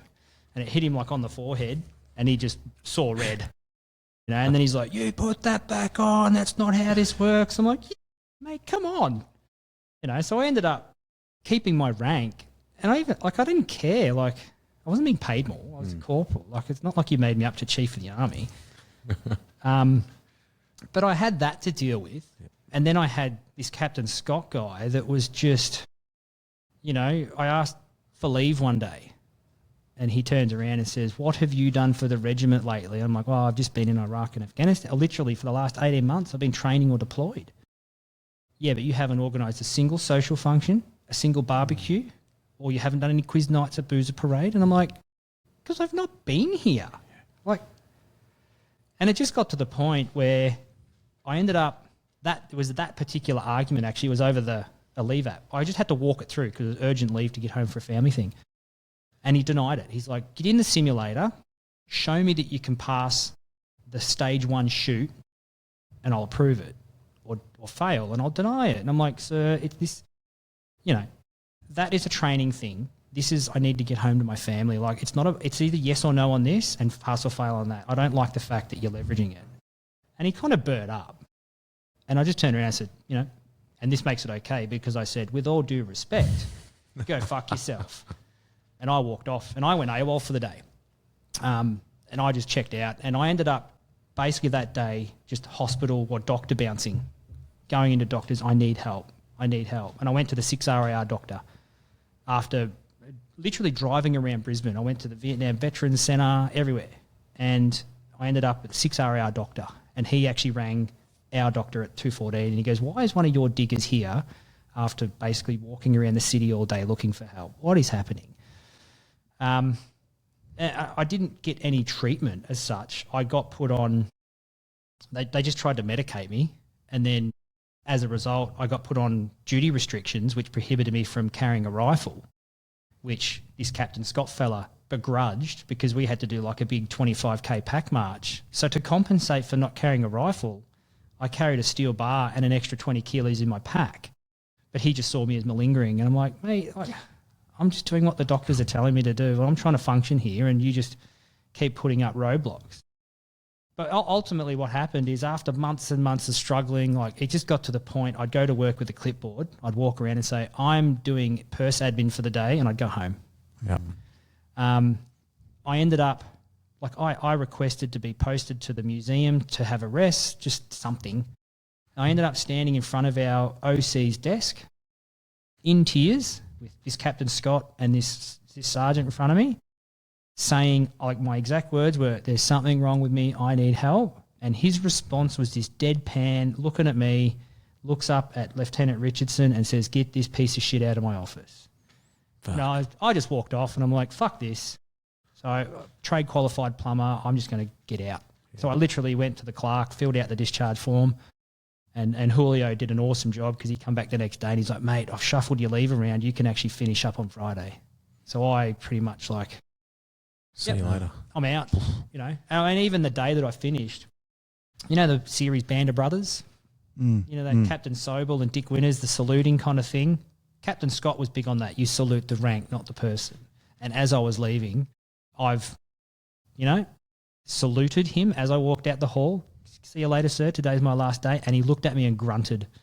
And I just turned around and said, "You're a fucking cock." And then he's tried to charge me. I'm like, mate, Good luck. good, yeah, good I on think you. that was I'll come back tomorrow for the charge. maybe you should have given him the Taliban middle finger. Yeah. Well, it was actually kind of funny. So a little bit later, I was talking to Warren Officer O'Brien. He was our SSM at the time. And he was a good dude. He went into bat for me when I went AWOL, like, even though I gassed his kids accidentally. That's a different story. I'll tell it to you later. It's funny. But he was just a good old school operator, and he looked after the lads. I was talking to Obi, and he's like, "You know that day that you told the two eyes to go fuck himself?" And I said, "Yeah."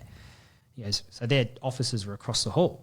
He goes, "He's come storming in, ranting about Corporal May, and he's full on he's red in the face, he's just incoherent, he's spitting as he's talking.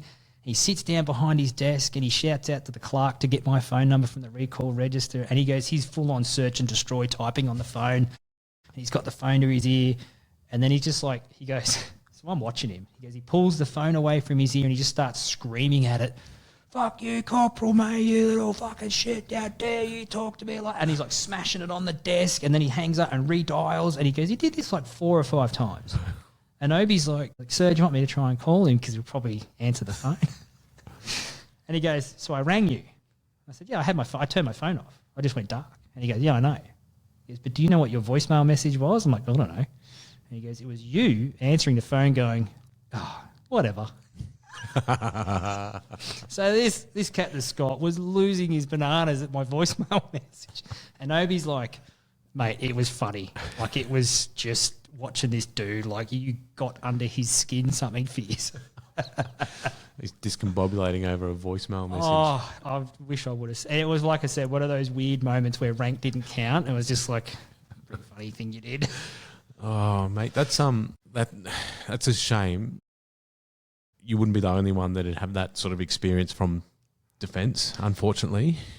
And I can't help but wonder what difference it could have made if you had a chain of command that was supportive and a little bit kinder and a bit more empathetic when you need help, rather than going the other way and basically giving you the middle finger. You know, I can't help but think things would have been a little bit different. It's such an interesting thing to think about it from a retention point of view, because a very similar thing happened with Vic Pol, which is why I'm no longer a police officer. But, you know, from an economic point of view, you spend hundreds of thousands of dollars training people to then mould them into what you want, and then you give them to a moron to manage, and they end up, and then defence turn around and be like, "Oh, we've got a retention problem." I'm like, yeah, I wonder why. Wonder where that's coming from. You know, you've got these people with chips on their shoulders, and you know, like Captain Scott's biggest one was he was from the British Army. He transferred across, so he still thought he was an officer and he was a CO, so he got demoted to an OC. So he still thought he was the CO of a tank regiment and not, you know, like he just couldn't adjust. But and I'm not saying all defence people are like that. I had some really good bosses. You know, funnily enough, all my lieutenants, you know, the 3 that I can really remember having as troop leaders, awesome, like really good. 4, sorry. But yeah, it's these like middle ranking ones in the middle that kind of weren't getting trips. And that's purely and simply as a result of when we have a deployment, we need 100 diggers, you know, 20 corporals, 10 sergeants, 2 warrant officers, a lieutenant and a captain. It's just a numbers game. But they weren't professional enough or mature enough or aware enough to understand that, you know, like... It's the way it is. Yeah. I mean, a good working example is we had to do a weapons carry day around the compound there. This is when I got back from Afghanistan. And Warren Officer O'Brien comes up to me and goes, "Maisie, you've just come back from Afghanistan. What was the standing order in relation to carrying the first aid dressing in your pocket?" I said, "Well, sir, we got told, standing orders, top left pocket. But I think that's stupid and I never carried it there." And he looks at me and goes, "Why?" I said, "Okay, what's the first step of first aid? Self-aid." I said, "If you're wounded in the left arm, you got to use your right arm to get it." I said, "If you're wounded in the right arm, you got to get your left arm to get your left arm." I said, "It doesn't work." I said, "If it's in your leg pocket, you can manage it." And he looks at me and goes, "You know what? That's actually really clever. Good one. I like getting, you know." So he went back, told the bosses, orders come out for this weapons carry day, FADs go in your top left pocket. And when I spoke to the boss about it, or the Warren Officer O'Brien about it later, he's like, mate, I argued your point because it was logical, it made sense. And they're like, no, because this is what I want. It's not their idea. It's like, mate, it's just stop reinventing the wheel. It's a fucking shame. But that's What I find ironic is you're sitting in a bar in England talking to a 90-year-old veteran that's been there, done that, and is treating you with the utmost respect, and probably then you get back to something like that. You've served your country, and I'm not defence in it. I just struggle to get my head round, again, we bring up the word moral injury. It blows my mind. yeah.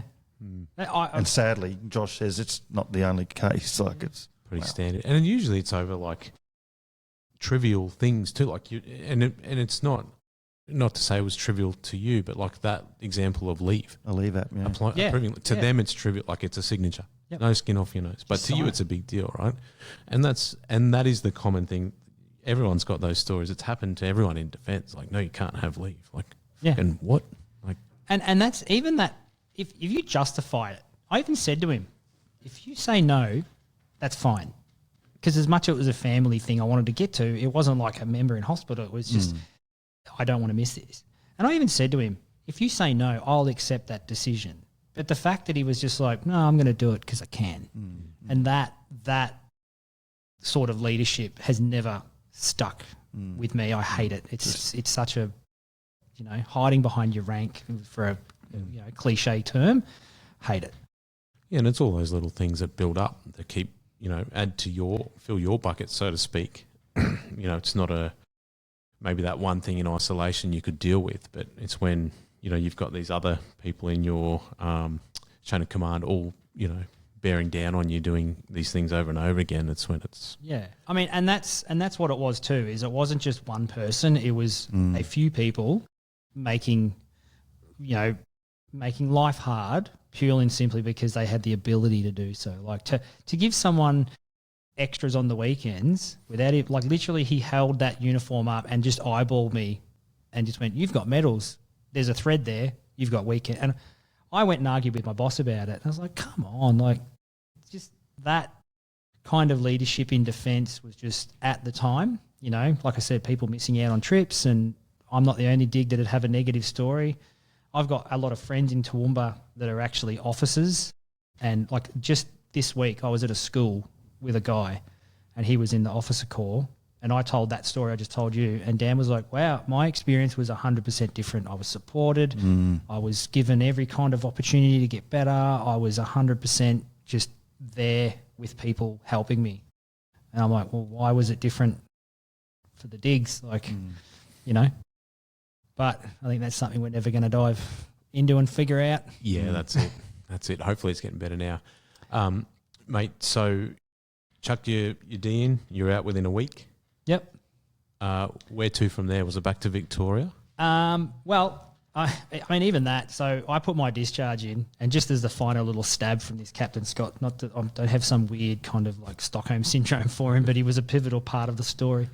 The day I was leaving, he came down to me and he's like, that the global recession or the global, what do they call it? Financial crisis is on, and you're not going to get work. And it was all doom and gloom, and it was like, you better stay in because the big green blanket will support you. And I looked at him and I was like, I've got 4 jobs waiting for me. So I come home.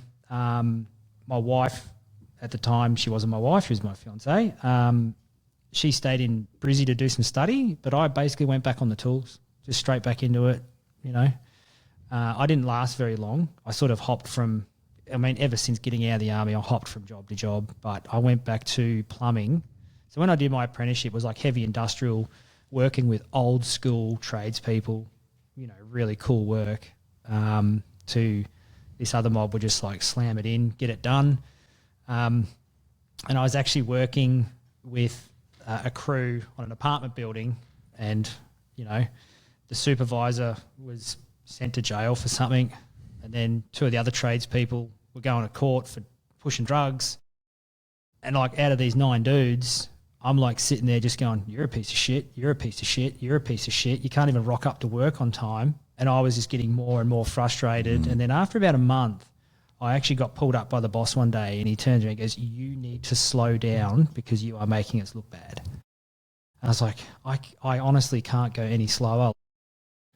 He was basically inferring, come to work, do an hour's work, get off site, come back at 2 because we need to drag this out. Just, you know, and then I actually found out they were going off and doing their own jobs for cash and I'm just like, you know. Can't do that. No. So there was the sort of certain integrity issues and, you know, just the standards that you hold people to once you've been in defence. And I actually applied to become a fiery and with VicPol.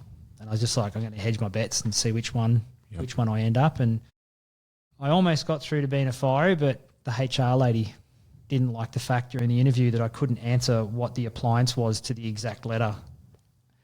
Oh, it was insane. I got to the review board at the end, all the recruiting stuff, and I had 2 senior fireys and the HR lady. And literally the question was, name the appliance that the ladder appliance that Metropolitan Fire Brigade use. And I answered like, in all honesty, I remitted to study that. I can't recall. I'm not going to hazard it a guess. But if I'm accepted, that's something I'm going to have to learn. I'll, be better. And as I left, the senior fiery chased me down the hall, gave me his business. Mate, that was awesome. 100% me and the other fellow recommending you. 2 weeks later, got the letter. Thanks, but no thanks. And I rang him up and he goes, we had a full-on blue because she's like, he failed to answer that last question correctly. And they're like, but he answered it honestly. Like, get past the doctrinal part. And then, yeah, he was like, encouraged me to reapply. And just in that time, VicPol, you know, the way VicPol recruit is they put you in an order of merit. So if they need 20 people and you're number 21 on the order of merit, they take those 20, you go up to number 1. But if in the time for the next intake, people score higher than you keep getting bumped down. So if they need another 20 and you're now down to 22, so you could be on the order of merit for ages. But so I did my testing and literally whilst this fiery thing was happening, I got a phone call and they're like, hey, mate, you're in the next intake. Can you start in 2 weeks? So, yeah, I was off to the police academy. Well, so VicPol won out in the end. But before we jumped on air here, you sort of tell us a bit of a story about something that happened. Was that before, in that period? Yeah. So, ironically, yeah, you know Mark Knight, the guy that, you guys are Queenslanders, you might not know, but in Melbourne, in the Herald Sun, there's a cartoonist, the political satire cartoons, Mark Knight. He actually drew a comic about this incident that summed it up perfectly. And basically what happened is we'd gone out for dinner. I was out of the army, so I was basically starting with VicPol. And it was probably about midnight. We got off a tram. We were walking down, I think it was Elizabeth Street, near Franklin Lane. And this young 17-year-old fella didn't get let into a nightclub, so he had a little blue Stanley knife on him. He ran down the road, stabbed 2 dudes, like got a guy in the neck, and then basically fish hooked me with the knife across the face. So I was holding my wife's hand and he's reached up between me and my wife and then like dragged the knife down my cheek. And yeah. For completely unprovoked. No, 100%. No involvement before. Yep. Never met him, never seen him. You know, I only found out that part of the story after the fact from the police. But yeah, I remember when he did it, I thought he punched me. And retrospectively, out of the 8 people that were there with me, like my brother and sister-in-law and friends and wife, I was probably, and I don't mean this as some kind of weird flex, I was probably the best person to have it happen to. Because the physical scarring on a bloke's face compared to one of the girls is just a different ball game. But also the reaction, like when it happened, I thought he punched me and I've turned around and I've just gone, are you fucking right there, champ? And I don't remember it, but he kind of stood there in front of me, but it turns out he was waving the knife at me and then he ran off. And then everyone wigged out, as you would, from a gaping, because it was pretty much all the way through. It was just the sinew on the inside of my cheek that was kind of holding my face all together. And I remember looking around and it's like, what the fuck is wrong with you lot? Like, it's just a dude that sort of punched me. And I was wearing a blue and white Hawaiian shirt at the time and I've looked down and I'm like, oh shit, this is untidy. And I was just covered in blood. And I put my hand up to my face. I'm like, oh, cool. So I pulled my phone out and I started dialing 000. And I remember someone yelling at me, they're like, what are you doing? I said, calling 000. Like, this is just what we do. Like, you call 000. And whilst this is happening, I've walked into like a noodle shop. So imagine a Western where the hero cowboy walks through the big saloon doors and the piano player stops and everyone goes quiet. Instead, it was that.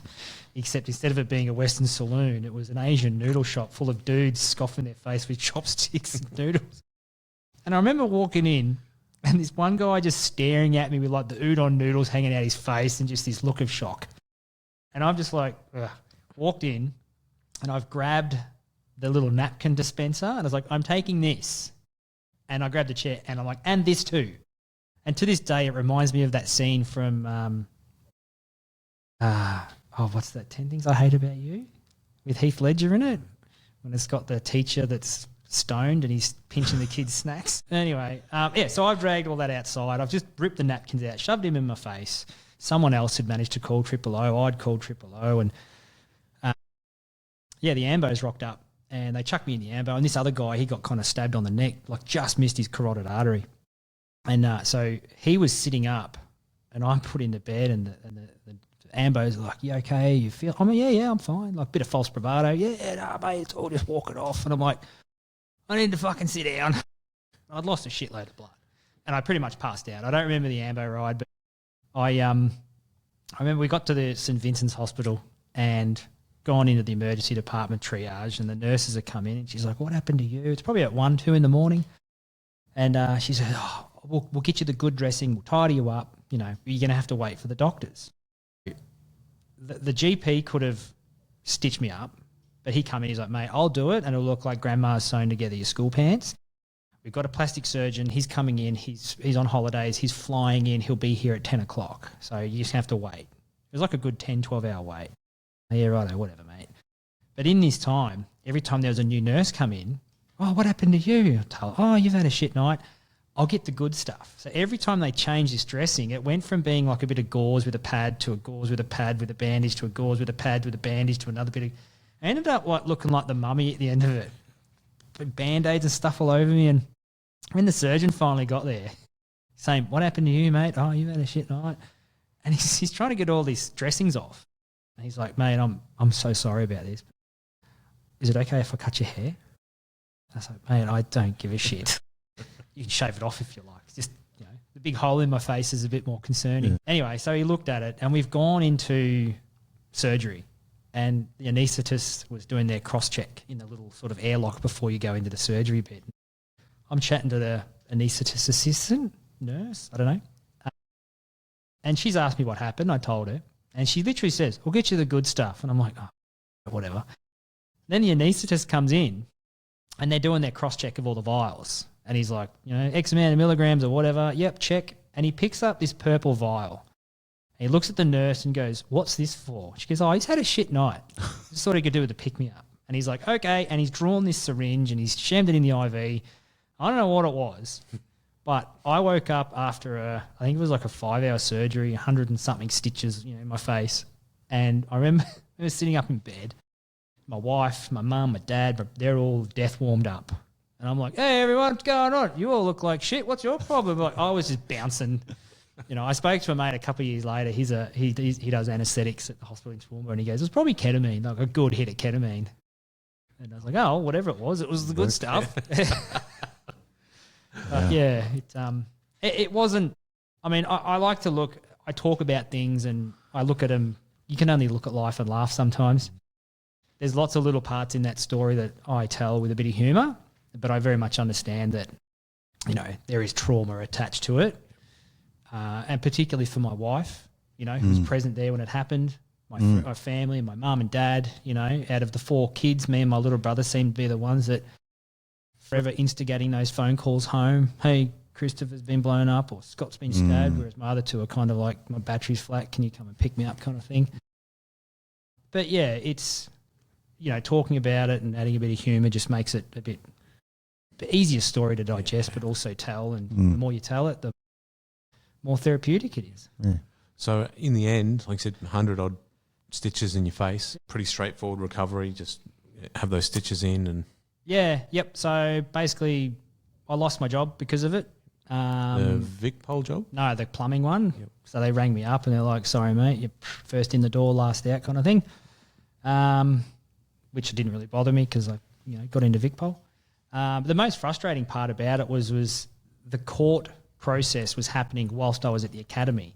So I was learning about the judicial system and law and the policing aspect of it.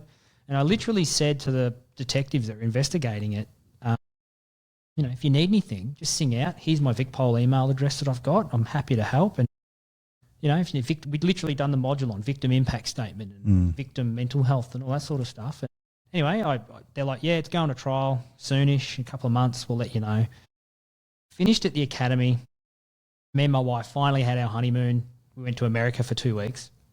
And it was on the plane home that Lana opened the Herald Sun app and read a little excerpt that, this offender that stabbed a veteran got this garbage sentence. And when I got home, I actually rang the detective and I was like, mate, how come he got tried as a child? He was 17 and 8 months. You can put in a special application to be tried as an adult. And his response was, oh, yeah, mate, it's an extra couple of forms and they generally get knocked back. So it wasn't worth doing it. And it's just like, mate, like he got what equates to a slap on the wrist. So, yeah, like if anything, out of that whole experience, the physical trauma kind of, I think I had, I'm not going to say coping mechanisms. I had the masking mechanisms to deal with it. But the victim impact and the sentencing aspect was actually what really pissed me off. And victims of crime were super helpful. Like we got compensation and a few other bits and things through victim of crime. But, natural justice should be something that for this kind of violent offence, just come. It shouldn't have to be forced. Yeah, shouldn't have to fight for it. Yeah, yep. Oh, mate. Did you your entry into Vicpol, did that have to be delayed because of that too? No, not really. It just coincidentally, I got stabbed, healed, start date. It kind of actually just flowed into one another. Yeah, okay. Yeah. And then Vicpol they found out about me. Oh, we want to do this big write-up on you about victim become police. And I'm like, no, thank you. Of course they did. The academy down there, how long does that take? I think it's about 6 months. Yeah, okay. Yeah. That was pretty easy, to be honest. Like, I remember the very first day because I had this big recruiting push. There's 60 of us in this big auditorium and one of the training sergeant comes out the front and he's like, you are going to be pushed and we are going to get the best, the big inspirational speech about how you're at bottom of the barrel kind of crap. And at the end of it, he stops and goes, hands up, who's ex-defence? There was 4 of us. And we kind of like, because we'd already found one another, we kind of like, popped a hand up, waiting to be stabbed. And he goes, except you lot will fucking piss it in. And we're like, oh, okay, cool, no worries. And it was besides the learning of the legislation, the actual tactile skills and all that sort of stuff was easy fit. Easy. Yep. Just backstep a little bit. What drew you to join Vicpol in the first place? Obviously, you said you weren't happy in that plumbing job with that company, but what was it that drove you to do Vicpol and Vic Fire and Rescue? Yeah. Well, I'm trying to think of a way to say it that doesn't make you sound like a knob. You were just chasing the adrenaline. That was it. That was as simple as it. I got back from Iraq and I'm like, oh, this is shit. I want to go do that. Almost like a drug addict, And then I got home and I was plumbing for a couple of months and I'm like, nah, I just need something. And that's why I said before, I didn't care if I got into MFB or police. I was just like, I want something that gives me a bit of a, bit of buzz. That's what I was looking for, yeah. Yep. So out of that, after the 6 months at the academy, how does that work? Do you get posted to wherever they tell you? So in Victoria, I don't know if they do it now, but so you essentially do your 6 months at the academy, but in that 6 month period, you kind of do work experience for 2 weeks. So the first one, you work in the watch house for 2 weeks, and then the second one, you might be as an observer on the van, and so you just kind of roll through. And then at the end of it, when you graduate, you actually get posted to that station as a training station, and you're there until you're confirmed. And then once you're confirmed, you go into the ballot and all this sort of stuff. And that's kind of where my career came to a very abrupt end. Yeah. Before you got posted, or? So the way that VicPol do it is you go into a ballot at the end of your confirmation period. So I got confirmed, was made up to a first connie, all this sort of stuff. And there was one position at a place called Warwick-Nabil, which is up in the top corner of Victoria, South Australia, New South Wales, up there. It's lovely country. I travelled up there, and essentially what they were doing was pressuring you to accept a position in, they called it the ORU, the Operational Response Unit. And essentially you work in the Melbourne CBD and you would deploy out to wherever they'd send you. So if there was a music festival in Geelong on Friday night and they needed 50 extra cops, you'd start your shift in Melbourne, you'd drive out to Geelong, you'd do a 4-hour shift, you'd drive back. But it was a career killer because any criminal brief you picked up, you handed off to the local station. So basically all you could do is give out drunk and disorderly tickets, parking fines, stuff like that. But if you pinched a crook with a heap of meth on him, you call the locals, they come and do it. And you're essentially palming off the portfolio of briefs that you should be compiling when you go to do a job, apply for a job in the detectives or something like that, to the local police. So, and you don't learn your craft. So they were basically scaring all the younger recruits, go straight to the RIU and you get out of the ballot. And that's what they were doing. And it was a dead end. I put in a redress of grievance to be withdrawn from the ballot because you could do that as well, given that a couple of guys put ones in for he had braces and needed his braces tensioned once a month by a dentist and he couldn't move. So they said, yep, cool. Another dude, he actually had one and his career was kind of similar to mine, except he never deployed. Not belittling his service, but they're like, yeah, cool, Peter, you can have an exemption. So I'm like, oh, I should be a shoo-in because not only have I got my military stuff, but my wife was studying at uni. We had a business that she just opened. We just bought a house. We're trying to have a kid. So there was a whole raft of things that, there was no work for Lana within 4 hours of Warwick-Nabil as a physio. Anyway, my redress of grievance got knocked back because it wasn't enough grounds. My name came out in the ballot and they're like, yep, you're off to Warwick-Nabil. And I sort of turned around and said, well, I can't. Here's the 7-page redress of grievance that I can't. I went to the union. The union are like, just do it, mate. Just take the hit, take 2 years and go to Warwick-Nabil. And I basically sat down with my boss. I was like, I physically cannot leave this police service area because my wife has a career. She has friends. My family is here. Her family is in Queensland. The support network for my wife is here. Education is here. Her home is here. We've lived married, separated before. We're not doing it again. So jam it. And my boss went into bat for me. And again, this is one of those instances of a senior sergeant talking to a first connie where it's like, this is the human element. We're not rank. He calls me into his office one night and he goes, have a look at his email from the superintendent. And it literally says, so the boss has sent my redress of grievance, written a minute, everything, got character statements from the other bosses in the station, and the reply back from the superintendent was, Constable May can do as he's told or resign. Oh. And I just went, all right, boss, no worries, that's it. So there you go. So I pretty much handed my resignation in there and then, and a week later I was finished up with VicPol. They didn't rethink that phrase? They didn't try and get you to stay or anything like that? My 2 subcharges of the station fought tooth and nail. Even to the point where, so I was put in a tasking unit there and I was the only probationary constable in this tasking unit for a couple of months. And at the end of it, the boss goes, mate, of the stats here, I'm just going through them. There was 21 serious indictable offences detected. You detected 20 of them. This much drugs were recovered.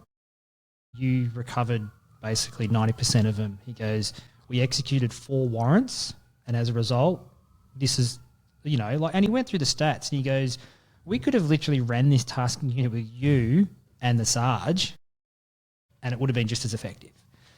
In and he argued, he goes, mate, you are doing things that a senior Connie in this station I've got aren't doing. He goes, and it's purely because of your experience and things like that. But the higher ups did not care. They just were like, basically, I will not be told what to do. I am the inspector. You are the senior sergeant, and you are the constable, and you will do as you are told. Fucking sounds like a rerun. Oh, and I literally said to my boss, I've played this game in a green uniform, and I'm not playing it again. And I mean, the really hard part about it for me was I was naturally good at it. I was very good at being a cop. I was inquisitive. I just kind of looked things a bit differently. People, like some of the senior blokes that were trying to get jobs in the like tasking units and specialist units, loved working with me because they're like, I'm guaranteed if I go out with you, because one, I'm a shit magnet, and two, you're good at your job, we'll find stuff. And the amount of times I was coming back into the station, I kid you not, I don't mean this in like some weird way, an hour into a shift, boss, we've seized the car, I've got a heap of drugs, need to do this, need to do a warrant, and like when I finished up, I got invited back to their end of year drinks, and the boss was giving out awards, and this was the bit that stung for me. And he was giving out the awards to all the people that had been posted out of the station, and he's like, oh, this is this person, they came, they went, this is this person. And he got to myself and another guy I graduated with, Warwick, and Warwick's a good operator too. And he goes, oh, this one's for Warwick. Warwick, mate, you're a good operator. You're off to a plainclothes unit. Well done, mate. Congratulations. And he gave Warwick that little bit of an extra, fluff up. And then it's just one award left, and I'm the only one there not in the job anymore. And he's like, the boss, he goes, this one hurts. He goes, this bloke was a copper's cop. He was 100% born to do this job. And he goes, it's very rare that you see someone come along that can do it and do it well.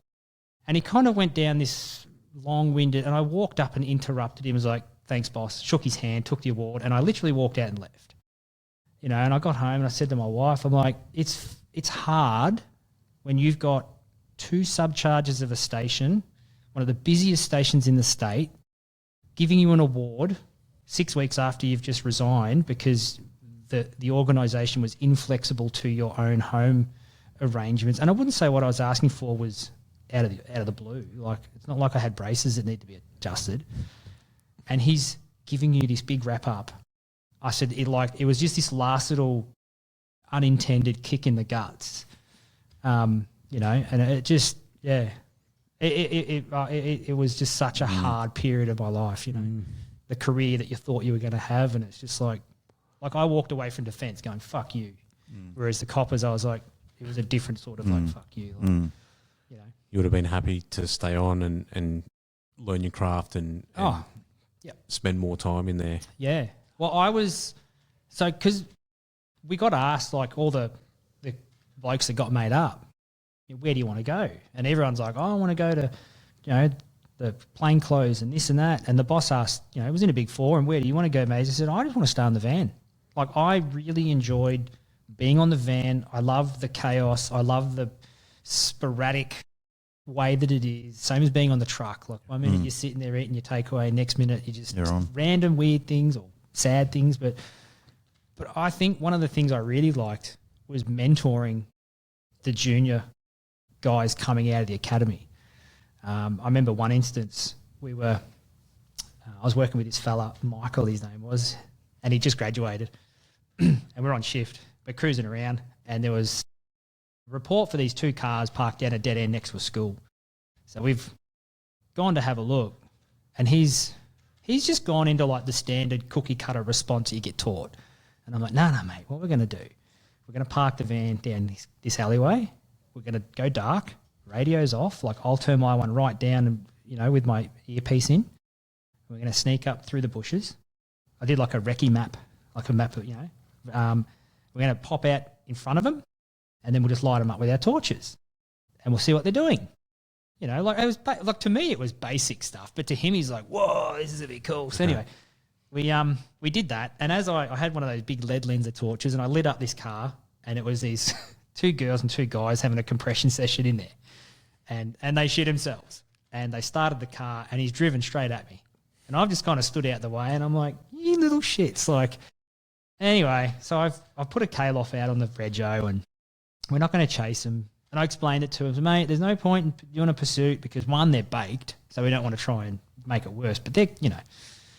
But I went up to the second car, ran the rego, and it belonged to one of the girls that was in the back. So I was like, righto. So I used to keep a valve tool in my kit bag. So I went and pulled all the valve stems out of this car. And this Michael fella's like, what are you doing? I said, mate, pulling the valve stems out. No, that's tampering with a motor vehicle. That's an offence. I'm like, no, mate, no, who's going to dob? And he's going down the whole ethical. I was like, mate, this is summary justice. And I got these valve stems. I just threw them into the bush, put the valve caps back on. And I'm like, she's going to come back to get her car tomorrow with 4 flat tyres, try to pump them up. They won't pump up. She's going to have to tell Dad. Dad's going to come and get the car. I said that the inconvenience of all this, the cost of it, and the fact that Dad's going to have to help is going to be enough. Anyway, we did that. I went to the car's registered address, knocked on the door, Mum and Dad. Mum answers the door. This is like 2 a.m. Nah. I said, oh, is your daughter such and such? Yeah, that's us. I was like, oh, just so you know, she's driving around in a car somewhere in Cranbourne with 2 dudes that are stoned. And I just left it at that. And I walked and I heard Dad from the bedroom like, what the fuck's she doing? We got back in the van and I was like, mate, that is, you know, when we talk about summary justice, that is, we could have tried to find them, arrest them, give them a cannabis call, all that sort of stuff. I said, but she's going to learn a massive lesson. Way more. Way more, yeah. You know, and it's taken up 20 minutes of our time. It's going to inconvenience it. And I genuinely enjoyed sort of like teaching that kind of police craft, but then also like the tactical aspect of it because they don't get taught that. No. I remember one night I was on shift. It was night shift and the boss come out and he's like, Maisie, I'm just doing, because in VicPol, I don't know if it's the same in Queensland, you have to do use of force forms. Literally every time you use force, from yelling at someone to shooting them, use of force form has to get used. And he's like, Maisie, I'm just doing the use of force stats for the month. I was like, yep. And he's like, you have not reported that you've hit someone with your baton or sprayed them with your spray. And I said, because I haven't. And he goes, okay. He goes, but you're overrepresented in the firearms bit. And I was like, yeah, so? And he goes, what's with that? And I said to him, I said, well, this is how I see it, boss. We are trained in how to use all the different kit we've got, and we should be competent and confident with it. I said, if I spray a grub with foam or spray, we are then required to provide them aftercare. So that means an ambulance gets pulled off the road where there could be some little kid having an asthma attack or an old person having a heart attack. But no, they're here dealing with us because this drunken idiot wanted to have a blue. I said, so by not spraying them, that's an ambo out in the road. I said, if I whack a crook with my baton and dislocate his knee, they're actually eligible for compensation through victims of crime these days. I said, so why would I do that? Like, and batons aren't always guaranteed to, you know, overcome your objective. I said, the amount of times I've pulled a gun on a grub and they shit themselves and get on their guts and comply, I said, it's simple. I said, and I turned around, I was like, have I shot anyone? Have I accidentally discharged my firearm? Has anyone complained that I've pistol whipped them? I said, all I'm doing is what I'm trained. Draw it, be a presence, and arrest them. And I had a career crook back in the cells be like, mate, that's the first time I've had a copper pull a gun on me and I shit myself. You know, I said, so that's my logic there, boss. Like, it works. It works. And it's distance. Like they comply from 15 metres away. You know? Safer for you too. Yeah. Yep. And that's just sort of how but I enjoyed teaching all that sort of stuff. And yeah, I mean, it's a shame that my career ended, but it is what it is. So on that note, how did you go, what did you do when you left? Sorry. And how did you go with that transition, being that it was similar to your army transition as well? I just sunk into like a pit of depression. It was policing in my mind was like a career that I was going to have for a long time. And, you know, to go, it'd be like being a footy player. You know, you're the rising star and the next minute you've done your ACL and you're off the roster. And it was that, you know, to go from having bosses, mate, like, mate, we need you here. Like, you're just good at this.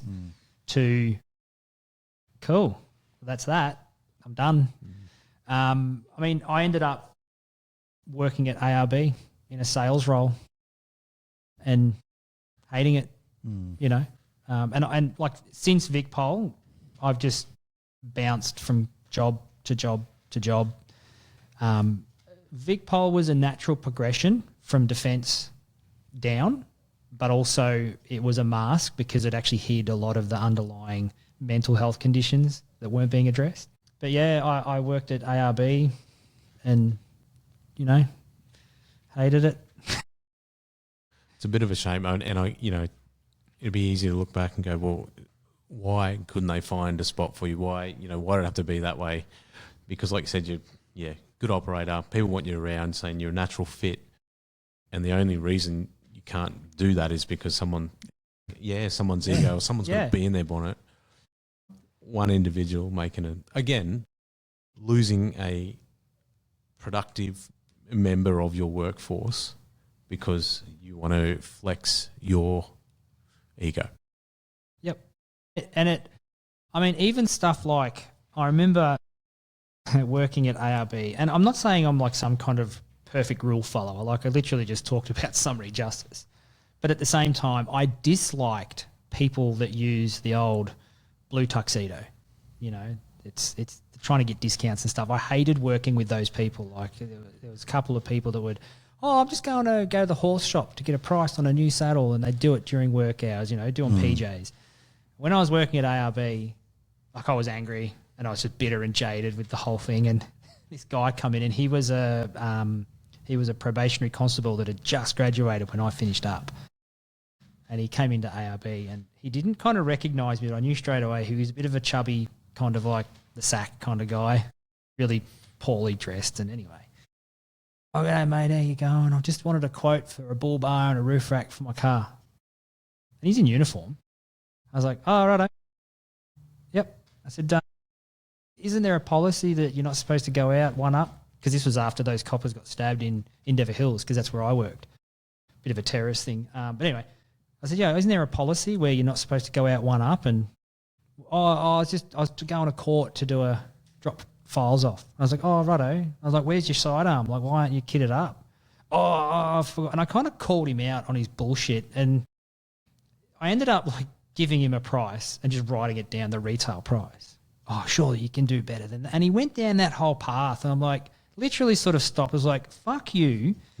Like, I left the job after fighting for it, after being told how good I was at it, that I was performing above standard and that I had a bright career, to then standing behind a counter with you asking for a discount. This is the person that replaced me. Like, you know, you look like you'd struggle to run from the van to Krispy Kremes, let alone chase a crook. And I'm just like, it just made me so angry, and I was just bitter like that for a long time. And, you know, even when I was at ARB, I was there for about 12 months, and I reapplied to VicPol.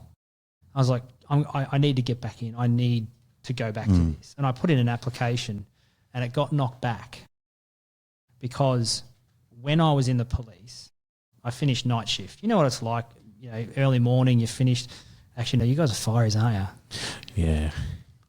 Yeah. So you've woken up at like 9:30. You've had your latte, but it didn't have sugar. Talking. Yeah. It was like the boss gave me an early knockoff. It was like 6 a.m, 5 a.m, and he goes, mate, go home. There's nothing. I was his duty driver. There's nothing happening. I'm not going out.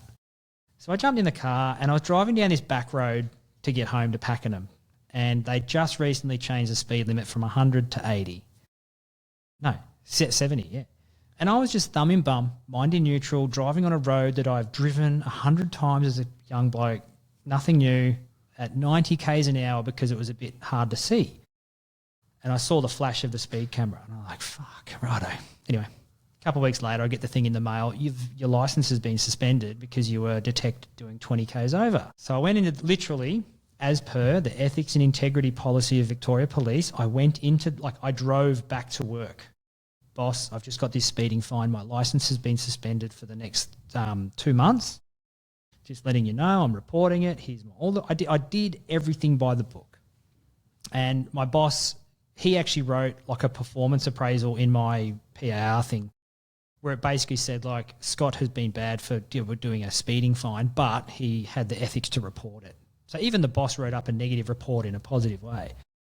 Anyway, I paid my dues. I paid the fine. I was stuck in the watch house. I had to ride my bike to the Pakenham police station for 2 months.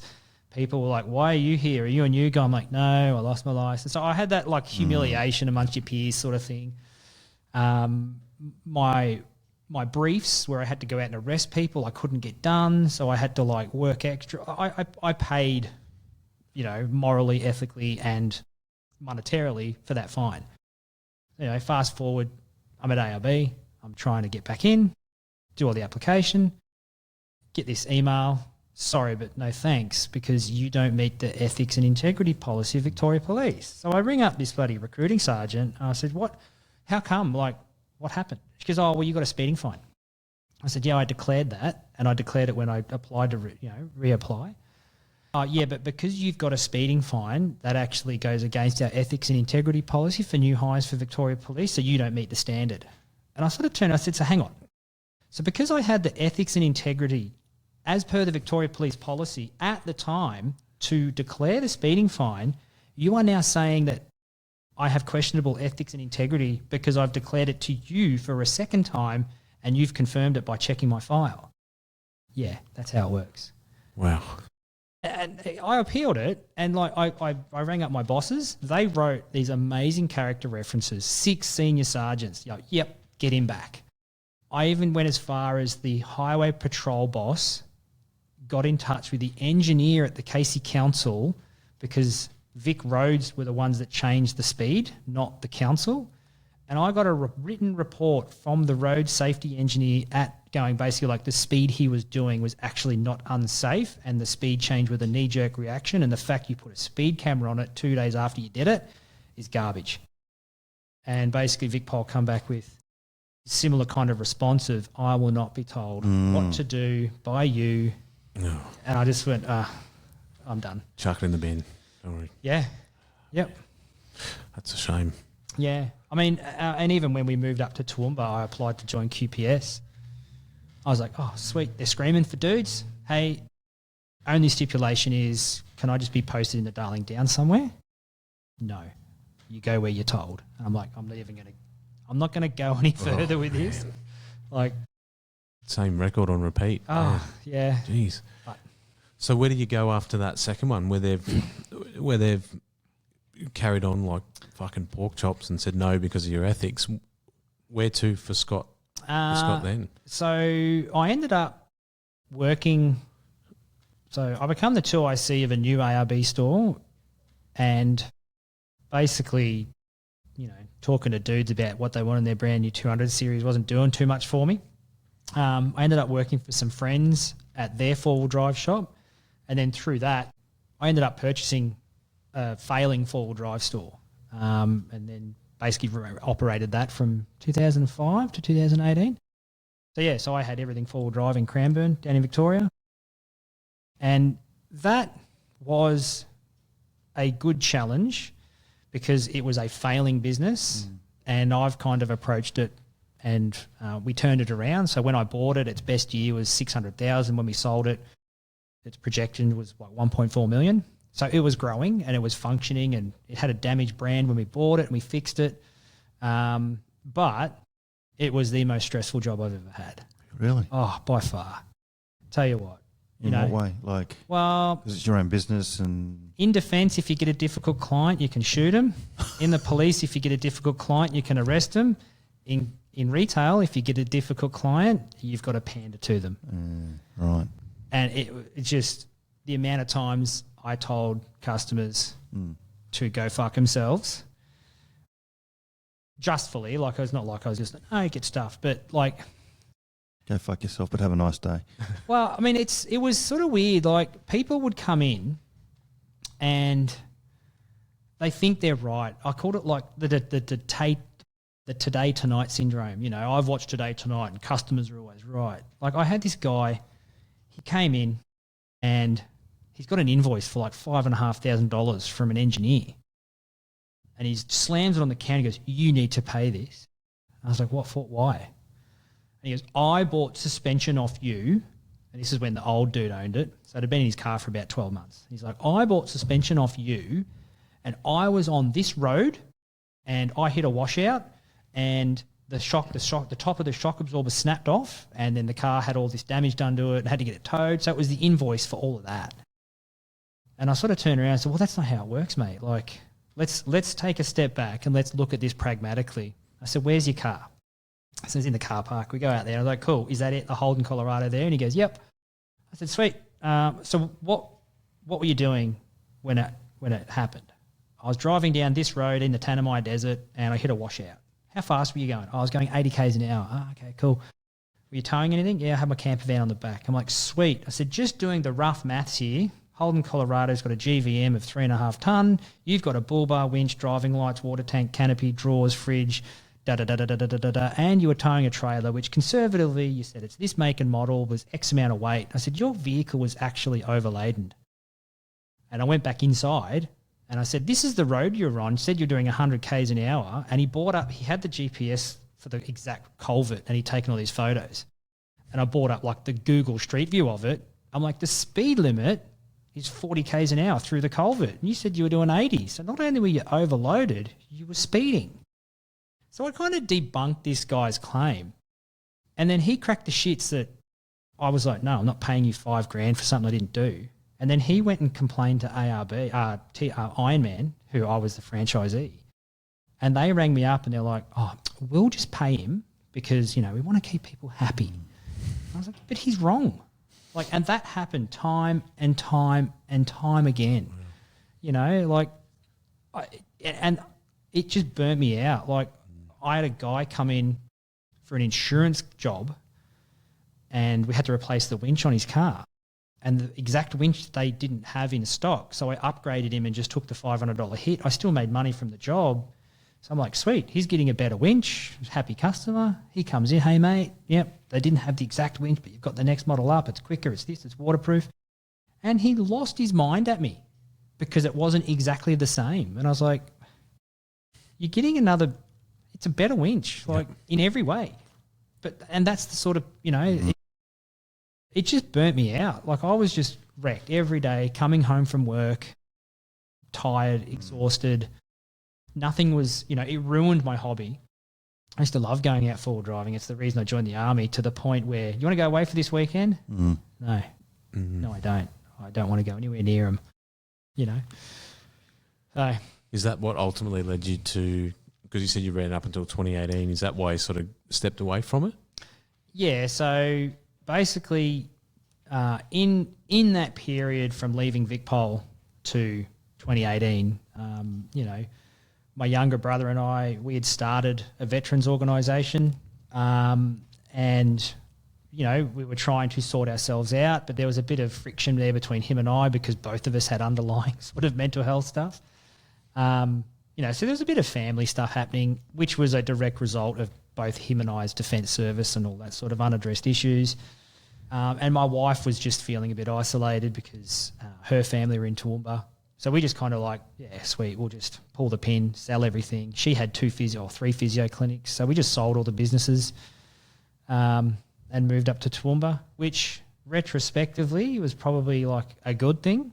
But at the time, I was just mentally not functioning as I should be. Yeah. And then you get to Toowoomba and decide that you want to subcontract for the QPS and do your own investigations and is that a good segue? Well, how it come about? So I was actually a parking inspector in Toowoomba. I was like, oh, this will be all right. Like, this is an easy job. I walk around and but I lasted 6 weeks. When I actually started seeing a psychiatrist, we tracked my career, my employment, and it went from defence being the longest. Defence and VicPol were both the same, and then every job since, the time frame just got shorter and shorter. And she's like, your tolerance is shot. Yeah, so I was retrospectively discharged through defence, and I started getting involved with the RSL, and that was a shit fight. But it was it was a very deliberate choice in the sense that I wanted my boys to see that Dad got up, went to work. They thought I worked at the RSL. I was volunteering, but that was my day-to-day 9 to 5 RSL stuff. And anyway, I ended up becoming the president, and we had these really cool programs. We had a race car and medals, all sorts of cool drones. And we had a lot of younger members starting to join. We're one of the fastest growing sub-branches in the state. And I'm in the office one day and I get this phone call. And it was real cagey. This dude's like, my name's Ernest Bounds and I want you to give me this person's service details. And I was like, no. I said, I'm not giving you any of our members' details. Like, this is a confident... No, piss off. Anyway, he just hung up. I'm like, oh, okay, whatever. And then the next day, our secretary sends me an email. Ernest Bounds has emailed us. He's looking for this person's service record and his membership details. And he didn't leave a reply address or phone number or anything. And so I was like, whatever, he can get staffed. And then he rang the sub-branch itself and I happened to answer the phone. I was like, mate, I ain't giving you nothing. And he's like, oh, you've got to understand, I'm from a website called Australian New Zealand Military Imposters and we investigate medal frauds. And this person, he's a member of yours, has been identified as a medal cheat.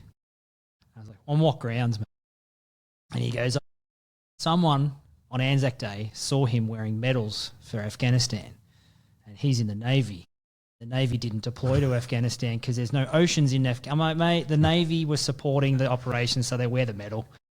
And he's like, no, he's a cheat, he's a medal fraud, and we're going to expose him. And I had been aware of ANZMI. They'd been around for 30-odd years or more. Just funnily enough, when I was with VicPol, one of the detectives I was good friends on featured on it because a grub that he arrested rolled into the Narrewarren police station dressed as an SAS soldier to bail out his son and tried to sell himself as an SAS operator. And Steve happened to be walking out to go to a job. And he's like, what are you doing? You come here. And he ended up charging him with all those sort of offences. So I was aware of ANZMI. And anyway, they just made Troy's life hell. So Troy was the fellow they were after. He's going through a messy divorce. He's got injuries. He's got psychological stuff he's sorting out. He's in the same... That's why he's doing stuff with us, because he's trying to get better. And they were like demanding... I ended up ringing Troy and said, hey, mate, can I give this fella your fee? He wants to talk to you. And this guy's like, you need to give me your service record, this. And Troy's like, no, piss off. And just got to the point where they just kept applying the pressure on him. And no matter what he did, here's my service record. They're like, no, you've redacted stuff on it. He goes, yeah, I've redacted my name and address and like, you know, but you can still see that I was in the Navy and I did X, Y, and Z. And this went on for 3-4 months. And it was Troy was taking a hit. Mm. And they published this insanely defamatory article about him and their whole library. So 30-odd years worth of doing this. And Troy features up there, medal cheat. He wasn't in the Navy. He wasn't what he says he was. And I got an honourable mention as being the president of the RSL that endorses this kind of behaviour. And then I sort of got word through the grapevine that these guys were gunning for me. I was like, okay, cool. Rather than waiting for the fight to come to you, I'll take the fight to them. You know, the best defence is a good offence. So I went out and bought a burner phone, and they've got an anonymous portal you can report through. I set up none of the things I did were fake either. I didn't commit fraud. I set up an email address using my details, and I deliberately did it in such a way that if they did their due diligence, they would have found me out. So I want to just put that caveat in there that everything I did was legal and there was enough evidence that if they actually investigated, they would have easily caught me out. So I set up this email address using my middle name and I reported myself as being a medal cheat to ANZMI. And I just kind of was like, oh, this isn't going to go anywhere. And then about a week later, I'm sitting there and this burner phone starts ringing. So I didn't answer the phone as in, g'day, Scott speaking. I answered it, hello, didn't change my voice, didn't mask anything. G'day, how you going? This is Ernest Bounds. So this bloke has spoken to me on the phone before, right? He goes, oh, I hear you've got some information on Scott May. What can you tell us? And I'm like writing contemporaneous. I'm like full just police mode. And, I'm not recording it because, so I'm writing all these notes. And he's like, yeah, we're going to nail this piece of shit to the wall because he's done. And he told me the story of what I did. And it was amazing. It was a great story. And I was like, oh, cool. So anyway, I know this bloke from Melbourne, and he has got a commendation from Iraq that I was awarded. And I did. That was for that mortar attack. And you're not allowed to wear it on civilian attire. It is like a defence uniform, serving member, little medallion that goes above your ribbons. And there's a photo of me kicking around. Like the year I got out of the army, I put it on my jacket. So I'm like, sweet, that's my medal cheat. And it's a dishonest, it's an honest mistake, not a dishonest action. And so I go, yeah, cool, he got this award. And that was as innocuous as it was. And he's like, sweet, now leave it with us, mate. And that was kind of it. And then about a week later, I get another phone call. Hey, mate, do you reckon you can get some more information on this too? And they started asking me to compile a dossier on myself. So I'm like, yep, sick. They actually recruited me to investigate me. And I'm just like, I cannot believe these dudes have sort of like taken this. And so what I did is I changed my Facebook profile picture to just something innocuous. And then I had a chat with my little brother, and he did the same. He just changed his name and photo. But we just talked, and it was just a shit. But it was kind of like a nothing conversation, but it led to stuff on SecDet. And if they had have gone like, I'm going to get the nominal role and see who was on the SecDet trip, I would have seen that Trooper Brown wasn't there, or, you know, it was stuff like that, like just leaving little breadcrumbs. And anyway, I ended up getting a phone call. Oh, mate, awesome work. We're getting this, painting this picture of this piece of shit. We're gonna string him up. This is going to be great. I heard he's the president of the RSL in town. This is going to be great. This is going to be our expose. And anyway, this went on for weeks and weeks and weeks, to the point, this is during COVID too, where I was like, oh, hey, mate, I lost my phone. I can't talk on the phone anymore because I didn't want to accidentally say something. So I said, oh, I'm getting a new one, but COVID, just contact me through email. So they did, and they sent me all these email instructions. Go and get a stat deck, and in the stat deck, say this. Literally cut and paste that into the stat deck. So I made a fake stat deck, which a stat deck's not a stat deck, because I Googled it before I did it, until a JP signs it. Until the JP signs it, it's nothing. It's just a bit of paper. And I literally made up this garbage stamp that if they zoomed in on it, it was like a clown. You know, like I left all these little breadcrumbs. Anyway, then they asked me to amend the stat deck and change it so it said this. And it went from he's wearing this little medallion to my service was completely fabricated. And then after about maybe 2 or 3 months, I get an email from this Ernest Bounds on my RSL computer. Hey, mate, just so you know, we've got you up against the wall here. You better back down. You better make a public apology and resign your position. Otherwise, we're going to destroy you. It was like a veiled threat. So I'm just like, all right, cool, I'm going to lean into this. And I replied with, I went and got the script from Taken. Now when Liam Neeson... No way. So I'm like, I want to get this. So I cut and pasted that little dialogue. You know, I don't know who you are and I don't know what you want, but I got a particular... And I just, that was it, with my RSL president signature. And got a reply back. Like, this, you're done. It's on tomorrow. We're posting it. So anyway, wow, there was actually a little... Yeah, anyway. So the next day, I get a phone call about 9 o'clock, 10 o'clock in the morning from the state RSL Queensland state president, Tony Ferris. Mate, what the fuck is going on? Why are you on this website? I was like, I was actually keeping them in the loop the whole way because I did a bit of research on this mob and they're in bed with a couple of the sub-branches. And there's actually a sub-branch in Toowong that encouraged people to dob people in. So I was making RSL, hey, Tony, just so you know, I'm ruffling feathers. So when it all blows up in your face and you haven't done anything about it, you know. So Tony's like, mate, you need to issue a public apology. You need to do this. You need to do that. And I've turned around and said, mate, 12 o'clock today, I will do that. And over the time, I'd built up this dossier and made it into a PowerPoint presentation. And then I did like a Facebook live stream in front of my TV. I was like, oh, everyone, how you going? I'm Scott, RSL former president. So all these people are watching. I've been dobbed in by, they call me the number one rogue I was like their homepage screen, number one rogue. And I'm like, yeah, so here I am on the ANZ. I just want to explain all this. And then I just went down this rabbit hole of like, here's the stat deck they asked. Here's the email saying that they fraudulent, change it all. Here's this that they sent. Here's all the evidence that I gave them. It even got to the point where I kind of befriended this Ernest dude. And as in the burner email when I was investigating myself, I said, hey, mate, because I did a bit of research on this mob. There's a couple of guys that tried to sue them, but no one has ever been successful because they've never been able to identify the author of the defamatory article. It's like, sweet, I need to identify you. I've got a mate that lives in Mexico and he's pretty good with coding, so he's gone to the back of the webpage, got me some names. But I've said, hey, Ernest, is there any chance before you publish this article you could show me what you've written just so I know what's going to be out there against this Scott May guy? And they sent me the article, so I'm like, sweet, I've now got the publisher of the article. Because he was proud as punches this thing. But then just to be cheeky, I was like, do you reckon you could chuck this in for me? So I actually added to my own.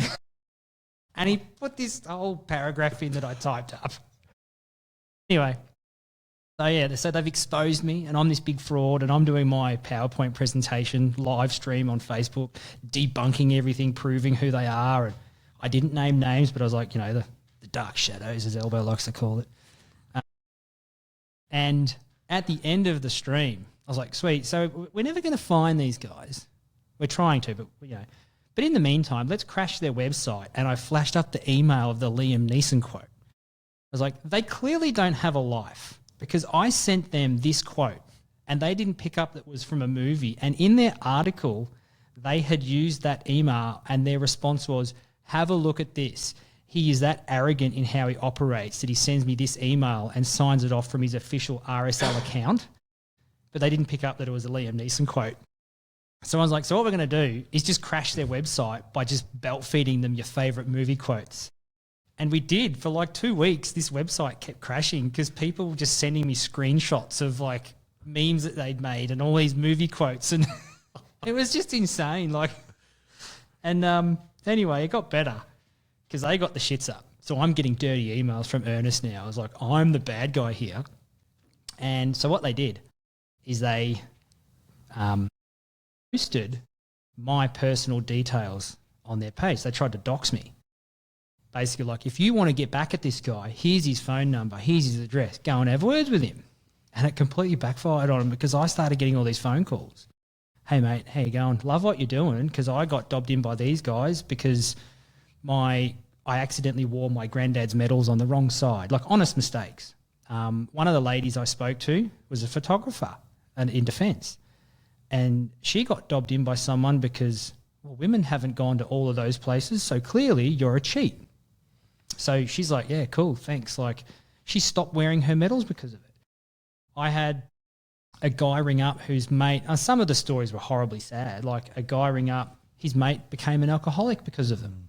One guy rang me up and he's like, Dad was on his deathbed with cancer, pleading with these guys to take his profile down because he accidentally put one of the medals in the wrong order that they should be on his ribbon. Like 99% or 90% of them were just honest people making honest mistakes. They did have blokes that were like, there's one very famous one called Brother Muzz and he's like full face tats. And I've seen that one. They did have that sort of stuff. But for the most part, a lot of them were just honest people just making honest mistakes. And anyway, so basically this whole thing backfired on them. And then what they did is they started sending me all these threatening emails. And I thought, I got really dark here. I sent them a suicide letter. I'm going to see what they do here, like see how sympathetic these guys. And I sent them like, hey, can you please stop? I'm going to do this. And they basically replied back with, you're a piece of shit, and if you go hang yourself, then cool. And I'm just like, mate, you clearly do not give a stuff about the people that you're doing this to. Because so many people had emailed me saying, I've been pushed to the brink, alcoholics. I had a clinical psychologist ring me up and thank me because he had a client that rang him up because I've been treating him for 15 years. He goes, it was the first time I've ever heard him happy because he rang up. He's like, they're gone. And he's like, what, who? And like this webpage that has featured in so many of this guy's. And he was a legitimate veteran that just got targeted by people that didn't like him. Yeah, but they ended up just backfiring something fierce. I even got a phone call from the director, the Secretary of Department of Veterans Affairs. And she's like, when someone's name is attached to his website, because it's been around for years, it triggers a welfare check on our part. She goes, I've just had a look at you and saw your video. And she goes, so do you need any welfare assistance? Like, no, I'm pretty good. And then she just sort of like off the record, she's like, thank you, because this is the first time anyone's actually made any headway with this group. But it snowballed into this thing, and the people that it had harmed far outweighed the people that it had helped. You know, even if you Google ANZMI, you find a few Reddit threads where people are like, oh, yeah, but metal cheats should be bloody exposed. And my opinion on that is they should, but there is a process. It is not up to you to go out. A judge and jury. Yeah, exactly right. I mean, and the irony, I actually found the identity of all 6 of them. And the irony is they're all people that had served in defence. Ernest was actually a Kiwi. He lived in New Zealand. And they'd all kind of gotten out. One of them was done for animal torture. Like they weren't great people. So it's like you're sitting here putting people to a moral standard when in actual fact your own backyard's a mess. Yeah. But yeah, so my mate in Mexico who does the coding, he gave us the names. I'm not going to tell you who it is because it's just not fair. But the main person that started this page, and if you're listening, I remember, we found him and he lives in southeast Queensland. And we went and knocked on his door and we basically said, this page disappears and it never comes back. And if it does, we will expose you because this is a fairly prominent veteran in the veteran community. And if their name was attached to it, their reputation that they have built up over many years would very quickly be sullen. And so this website disappeared. It's gone off into the ether and that's it. Just finished and done. But the ultimate fucking catfish. Oh, it was if it wasn't so sad, it'd be funny. Like, even as far as I had a guy ring me up. This is 6 months later. I still get people today ringing me up. Hey, mate, I found your phone number on a forum. Like, thank you. This guy rang me up and he's like from Cairns. And he goes, oh, hey, mate, I just wanted to thank you for what you did, blah, blah, blah. And he goes, ANZMI actually made me very rich. What do you mean? And he goes, so they published an article on him and then forwarded that to QPS. QPS prosecuted it and it went to court. And he goes, I can't remember the legalese term for it, but he goes, it was thrown out because there was no evidence because you proved it all to be fake. And then he basically sued QPS for a couple of mil. And he's like, yeah, so it was a bit of a bumpy time there, but my renos are done. I bought a new car and paid off my house. So it did have its silver lining in the end, you know. Good job. But job well done. Yeah, it's still controversial. Like there's a Facebook page that's popped up recently of metal cheats, and they've featured some of the ANZMI ones, and the language is very similar. But like I said, if you see someone that's breaking into a car or whatever, like you approach them to a certain amount, but you don't then take the law into your own hands and be the judge, jury, and prosecution. Like, particularly with, and even from the metal cheat point of view, it's not an innocuous offence. It could be offensive to some people, but at the same time, I've done it. You know, people will come up and you know, in the army were, and you'd say things, same as you guys, fireys, there's certain terminology that you use in the job that would say, well, actually, you're not a fiery because you don't know what that means.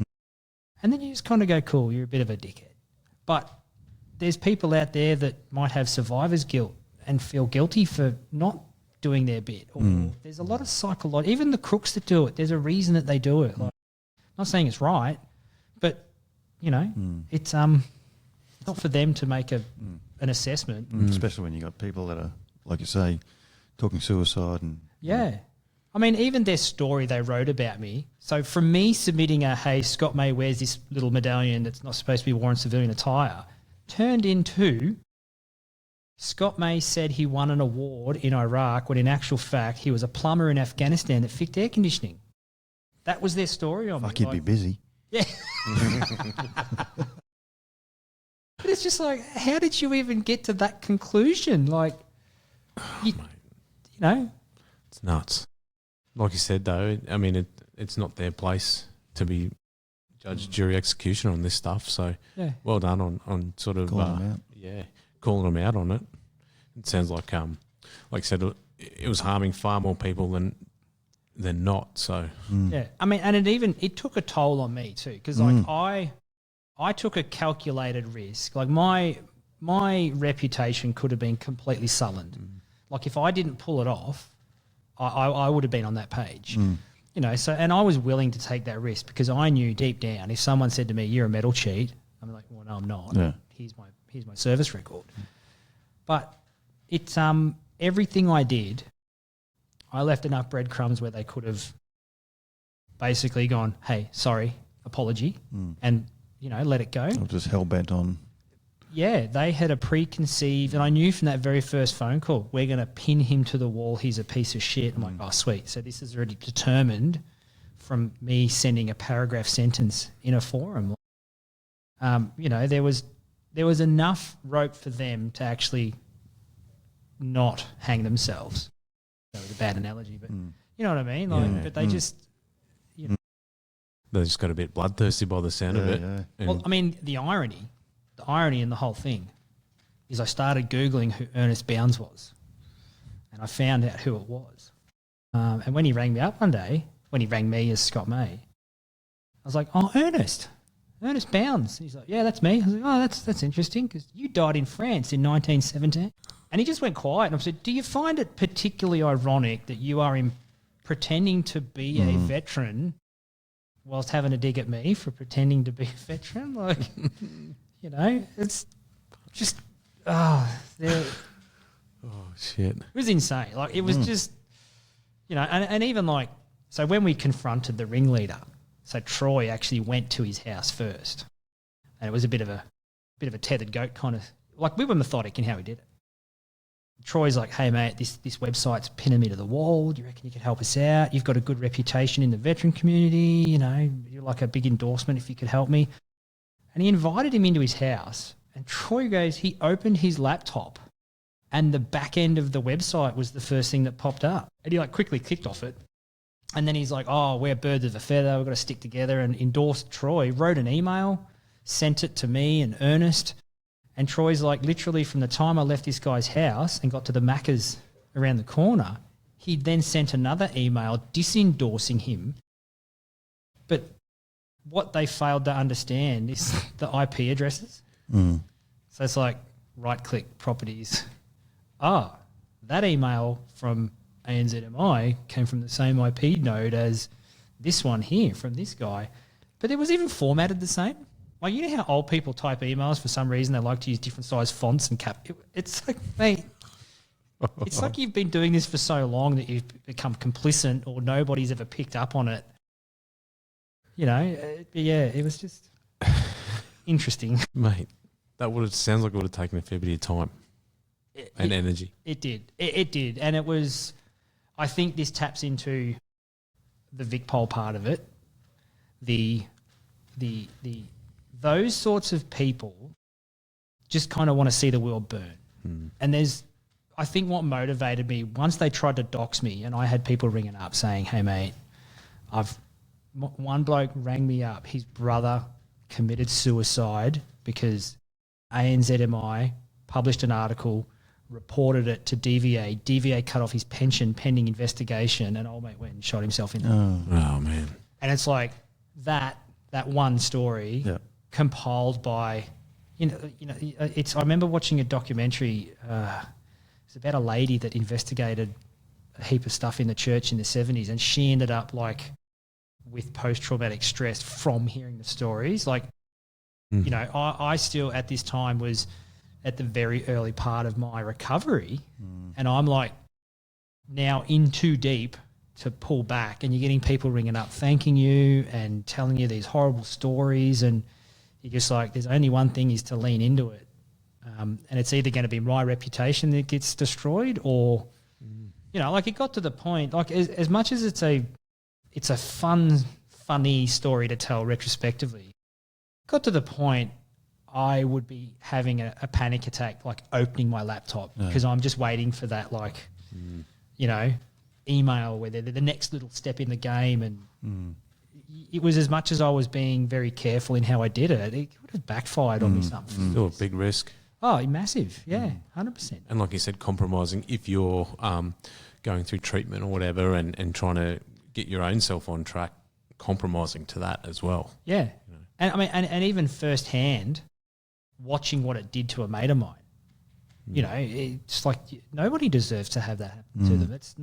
It's not someone's place in the community to set up an anonymous tip portal and then start, if we talk about crime, like metal fraud is, we'll call a blue collar crime for lack of a better term.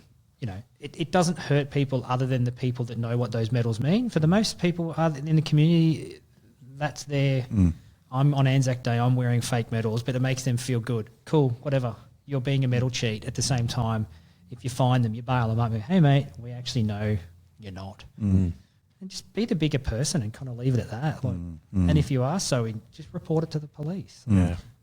Mate, so once that saga, like I said, you're still getting phone calls and that now, but by and large, that is done. What do you focus? What do you take all that time and energy and apply that to once that's done? What did I do? So I ended up doing some treatment on myself, with the help of my clinicians that I was engaging.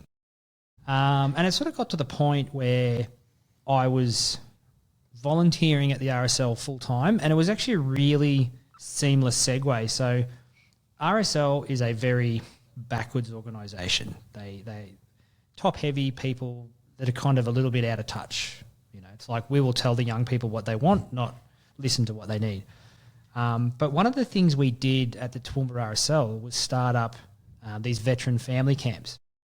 And there was a place down at Hallerton Spa in Toowoomba called Emu Gully, and it was set up by Vietnam veterans in the 90s, and it was now a school camp, and all of the activities there were based on our military history. So I got wind of this through the old boys, and I went down there and had a yarn to them one day. I was like, can we bring veterans and their families down for a free weekend away? The RSL will pay for it. And they gave us a discount. But we were basically running these weekends at this camp for families. We had small groups, 30 people. They've got like big mud pits and a Kokoda track activity and buggies and a big swimming dam. And we would literally just have free reign of the place for the weekend, 180 acres. And through that, I ended up getting a job with them. So it was kind of like the end of my Forrest Gump movie where I'm mowing lawns. I got a job at a school camp, literally hanging out with a bunch of kids all day, playing paintball with them, with the buggies, doing these obstacle courses, telling them stories, spinning yarns, just engaging with them. And mowing lawns. Like it honestly was a job. I was like, I could see myself here for the next 10 years. It was flexible hours, pretty good conditions, okay pay, but that wasn't my driver. It just fitted me, really well. And being able to bring a little bit of defence experience to a camp that is based on defence history, like I was able to mentor the younger staff that work there and kind of, because every day they'd tell a story. And, they did this version of Teddy Sheehan that was weird. It was like some Euro trip version where there's strobe lights and stuff. But I was able to hey, cool. So here's the actual story of Teddy Sheehan. They tell a story about the charge of Bathsheba, and I was able to, I was a light horseman. That's actually part of my DNA. And I could tell that story. So it was actually really, really fun, really cool place to work. I ended up, they did paintball. And the first time I ran paintball with them, it was just in a paddock with old tyres. And the games were about, we're going to simulate the fog of war. And it's like, what is that? Like, what the hell's the fog of war? And it was just shit. It was wishy-washy and the intent was good. But I ended up redesigning and redeveloping their paintball program. And at the end of it, we ended up with a World War I no man's land with a trench, a middle bit that was Milne Bay, the Battle of Milne Bay. And because this place was like an active military museum in the 90s, they had this big fiberglass Spitfire there. So we had this big fiberglass Spitfire, and I dozed an airstrip in the middle of it. We had jungle, and then we had like fighting pits, so the kids had to come out of the jungle. You had to defend the plane. And then the end one was like, I made all these little huts. So it was like urban Afghanistan. And I developed these games that simulated things you would have. So the first game, it was actually really cool. The first time we did it, you know, when you design something, you're like, it should work. And then it worked better than you thought. So essentially the first game was a team of 20 kids starts out in the open, out of range of the bunker. And the rest, they're in a full-on metre-deep fighting pit bunker with sandbags, parapets. And essentially the attacking team has to capture a flag that's in front of the pit, in the trenches. And there's all these shell scrapes or crater impacts that I dug for like artillery. And the rules are like, cool, you just got to book it. This is about having moral courage, intestinal fortitude, and just sending it with your team. I said, if you go on your own, you'll get whaled. If you stop, you'll get whaled. This is what the diggers had to do. You just got to just have faith that your team is with you, have the guts, take the hit. And if you get hit, you would then go into the trench and simulate reinforcement. So the kids experienced attrition. And the first time we ran this game, we had too many players. So we actually had 30 in each team. And it was insane. Like 30 paintball markers firing at the same time in a volley. It's quite loud. But it ended up 59 kids with one kid cowering in a shell scrape, like pinned down, not being able to move. And I was like sitting there going, oh shit, we've just traumatized this kid. Like, oh, far out. And at the end of it, this kid's like, that was scary as shit. And he's like, I couldn't picture what World War I would have been like. But I sat in that shell scrape scared, watching my friends get picked off. And it was like his reflection on it was like, oh, dude, this is – and then just every time we played that game, the same thing. The kids are like, oh, wow, I get it now. Yeah, it was really cool. And I loved everything about working there, like to see things that you thought up come to fruition. And, you know, I had this young girl at the end of camp. She come up, shook my hand. And she said, she's getting on the bus. She's like, thank you, Scott. I was going to be a doctor. I wanted to be a doctor, but it was going to be too hard. But you've taught me I can do hard things. You know? So you're like, oh, sick. Like, it was just, like so good. Rewarding. And then, I ended up, new management came in and started making some very silly decisions. And the professional side of me was starting to look at things like, because I became the maintenance manager. So I was like, hang on a tick. There's lots of OH&S issues here that are kind of being overlooked. And when I was addressing them, they were very blasé about how they were fixing them. And it just got to a point where it was the first time I'd ever left a job. It was like, I need to protect myself from the, it's like, instead of me digging down and like, I'm going to fight this, because I'd very much learnt about myself fighting things in defence and fighting things in the police. I've just gone, you know what? It's time for me to leave. And I just kind of gave my notice. I love working there. The people I work with are amazing, but the new management just went a bit left the field. And then I finished up there in February. My wife and I went travelling for a bit, and I've enrolled in uni, so I'm actually studying teaching. Nice. Yeah, and then I've started a charity as well. How good. What charity? Is that the Real Steel Rescue? Yeah.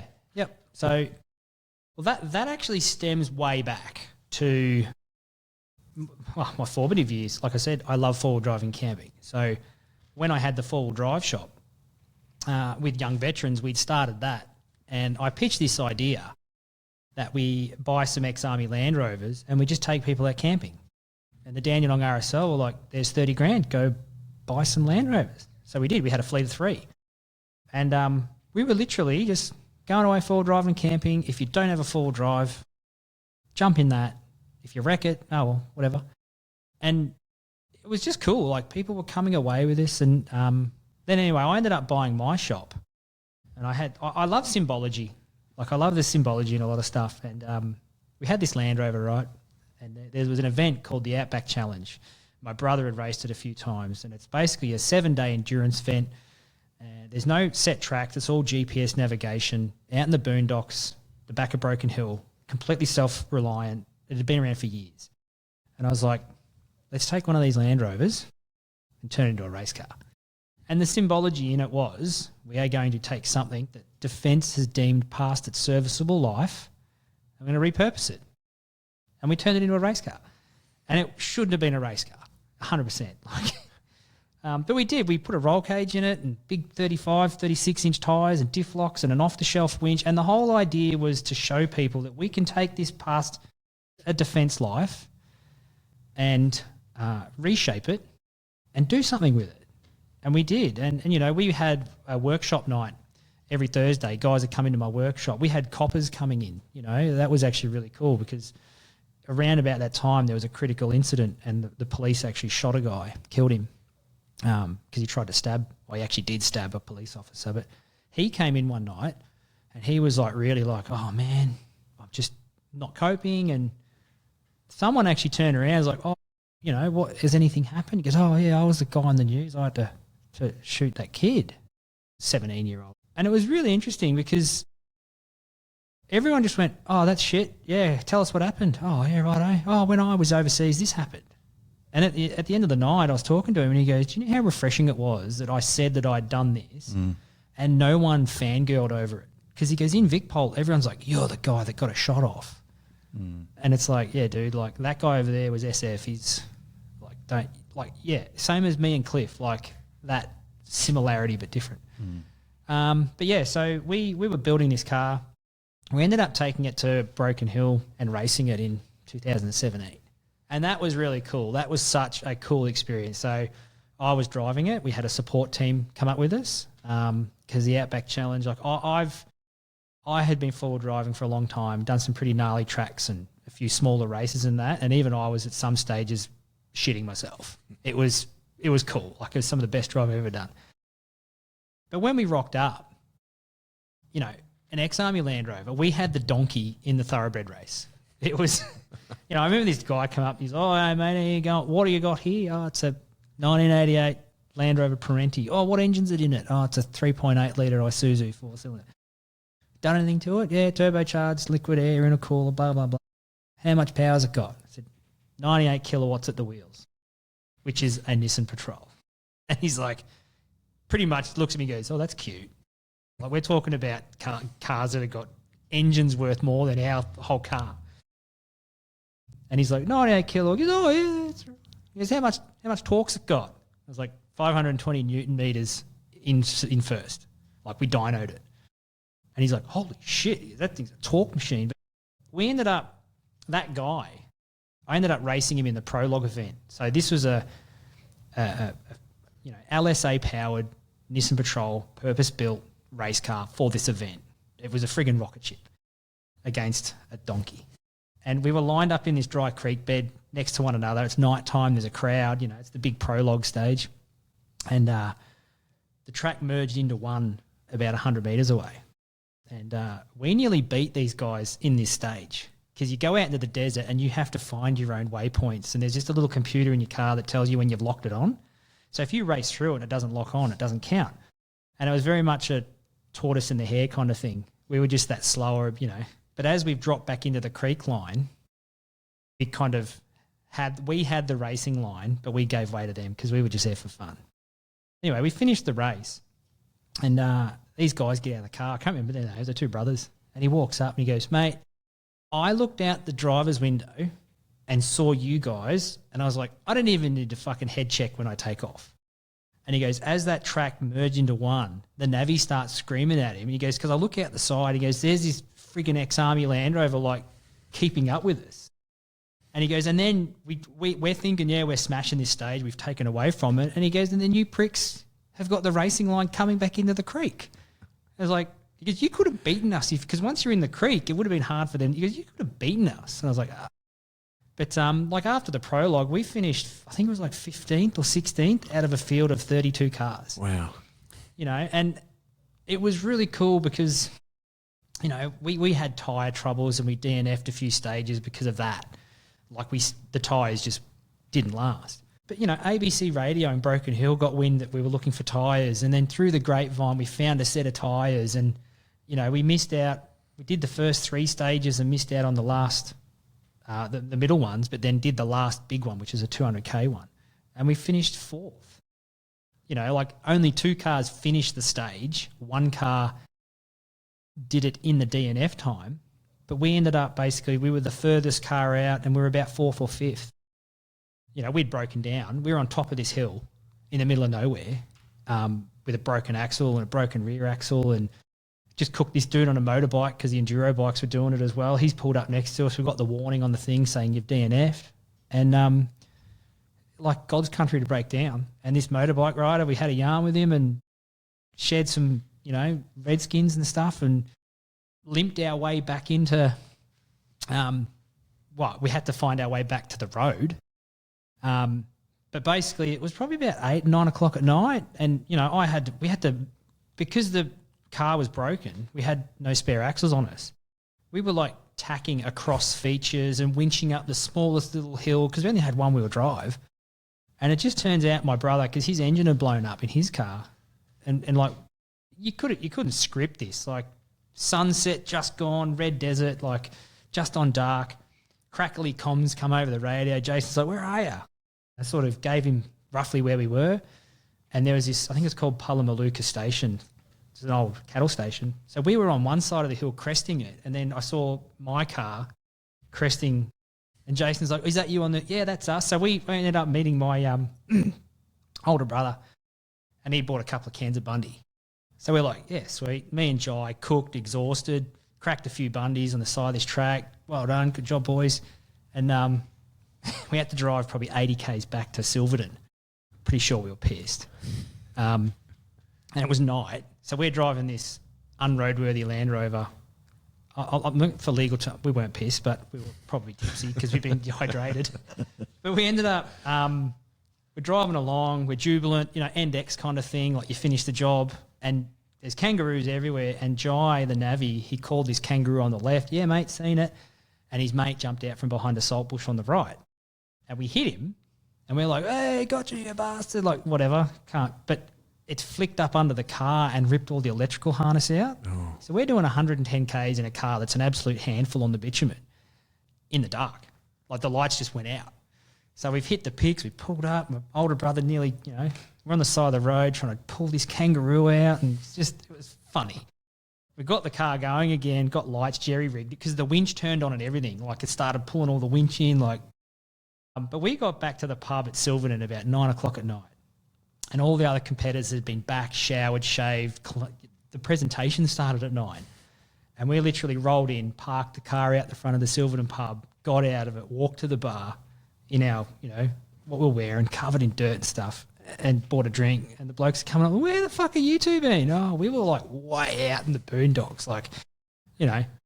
But dudes were coming up, you know, and they were congratulating us. They're like, "Mate, if you rocked up to this event and that car was a piece of shit, you'd be the laughing stock." He goes, "But the fact of the matter is, like, you can drive it and you've got a really capable car." And like, it was really cool because that was the first time in a long time.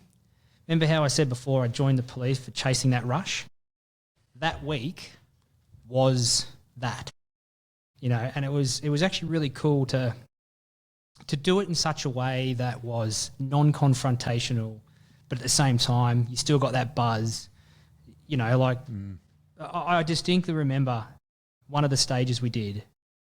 So you drive out, there's no maps, like it's all waypoints, and even your trip notes between stages is waypoints. So if you lose your trip notes, you're out of the event. And you rock up to this staging area in the middle of nowhere, like just rocky desert, and there's a little red witch's hats, and you've got a window to start you. So you've got from 5:05 to 5:10 to be at that witch's hat, and the next car's from 5:15 to 5:20 sort of thing. and you line up. There's no talking. Dudes wait at the gate. They get called forward by the marshals and they get their notes, and then you've got a 5-minute window to leave. So whenever you're ready, you go. And you just be sitting there quiet, you know, dead of night sort of thing, and then just this massive V8 just like take off. And you'd see them off in the distance, and it was like sitting there watching like a battle in the distance. Like you could see all the lights in the creek line and you could hear cars, but you were still removed. So you're like waiting to go. And, you know, so Jai, the young bloke that come with us, he'd never served in defence. But his mum I work with his mum, and there's a whole story there. But I said to him, like, mate, this is what deployment's like. This is like going to a hot job. This is that you're sitting in the truck and you're going to it. This is that calm before the storm. I said the only difference is we're not going to get the trauma at the end of it. Like we're not going to be confronted with this, whatever it is. It's like, I mean, motorsport's not safe. But yeah, so that program led me to starting the motorsport program at Toowoomba RSL. We had a Ford Laser, and we started doing budget endurance racing. Because as much as I love the Land Rover, and a couple of other guys got to race it in different events, specialist driving, specialist equipment, expensive. Whereas this, so we got onto this guy, Ben Maguire from Motor Events Racing. He started it as a way to raise money for Rare Cancers Australia. Basically take a car, $5,000 or less, red book value, slap a roll cage in it, safety harness and that, and you do endurance races. So we actually got given a Chrysler PT Cruiser. Oh, yeah. Yeah, and we painted it up like an old Kitty Hawk. We called it the PT Shitty Hawk. We did run race in that, and then it crapped out. And then we got some money, and we bought a Ford Laser, and we were literally just taking guys out and girls, veterans, coppers, fireys, whatever, rock up to the track. We had all the entry fee covered. We had all the safe. We got a grant for the safety gear. All you had to do was buy a license for the day, and you get in grandma's sewing machine and you send it around the track on your own. And it was just such a cool introductory way to motorsport. And the results from that were just insane. Like guys, the best one I had was a fellow by the name of Dan. He loves his wine, loves his food. Motorsport would be like not even ranking on his list. And I convinced him to come down. And he jumped in the car and he did the 3-lap practice lap at Queensland Raceway. And he got out. He's, oh, mate, this is fucking awesome. Like, I said, cool, dude. Now you got to get in and do your half-hour stint. And I gave him some tips on – and I'm no race car driver, but, you know, gave him some tips on braking and cornering and road positioning. And at the end of the day, he was like, mate, this is so good. Yeah, like, good. And the slogan or the saying that I would just say is like, you get out of your own head by putting a helmet on it. And Dan's like, I get it now. Like, I put that helmet on. I went out on the track. I was kind of shitting myself a little bit, but I didn't have time to drift off to the what ifs. It was like, I'm on the track and I'm going to nail this corner. And he goes, it took me 20 laps to nail that corner. But he goes, just the level of concentration and how cathartic it was. And the sad part was we went to RSL. We ran it for 3 years. We went to RSL Queensland to see if we can get future funding. And they turned around and said there's no benefit in it. You know, we don't think veterans should be doing adrenaline sports. What? Oh, it's you know, and there's a guy I went to Iraq with, Ian Baker. He runs a program called Ramus Rover, and it is the same concept but off-road racing. And they've commissioned a study into adrenaline therapy, how the positive impacts it is on people with mental health conditions. And I argued with RSL, and they're like, nah, we don't. So the program just got defunct. Oh, that's sad.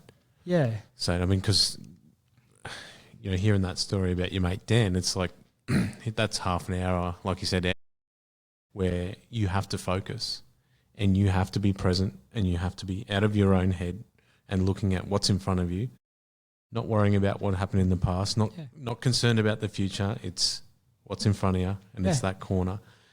How is that not a healthy outcome? Oh, it was. I mean, I even argued every Thursday night, same as down with the Land Rover, we would do workshop nights at the RSL, and dudes would just come and talk. You know, I the amount of conversations I had working on that car, I mean, a perfect example is one of the guys is like, oh, my knee hurts. Oh, why is your knee hurt? Did it when I was in the Air Force. I mean, you can put a claim in through DVA. Here's the advocate's phone number. Give him a bell. 2 weeks later, he's like, I spoke to the advocate. They've sorted me out. Thanks, man. Like that indirect welfare. Yeah. But because there weren't people coming out saying, well, I'm cured now, RSL sort of didn't endorse it. And the sad part is when I left RSL and all that sort of stuff, they then implemented a motorsport program, but the guy that was running it is just a dude that was looking for people to sit in the navigator seat of a hill climb car. And I had spoken to him because he approached me first. And he's like, mate, I don't need a navigator. I just need an excuse to have someone to sit in the passenger seat and claim it as a tax write-off. So they ended up giving this dude a heap of money that already had a heap of money. And we ran this RSL program for 30 grand, included purchasing all the safety kit for 3 years.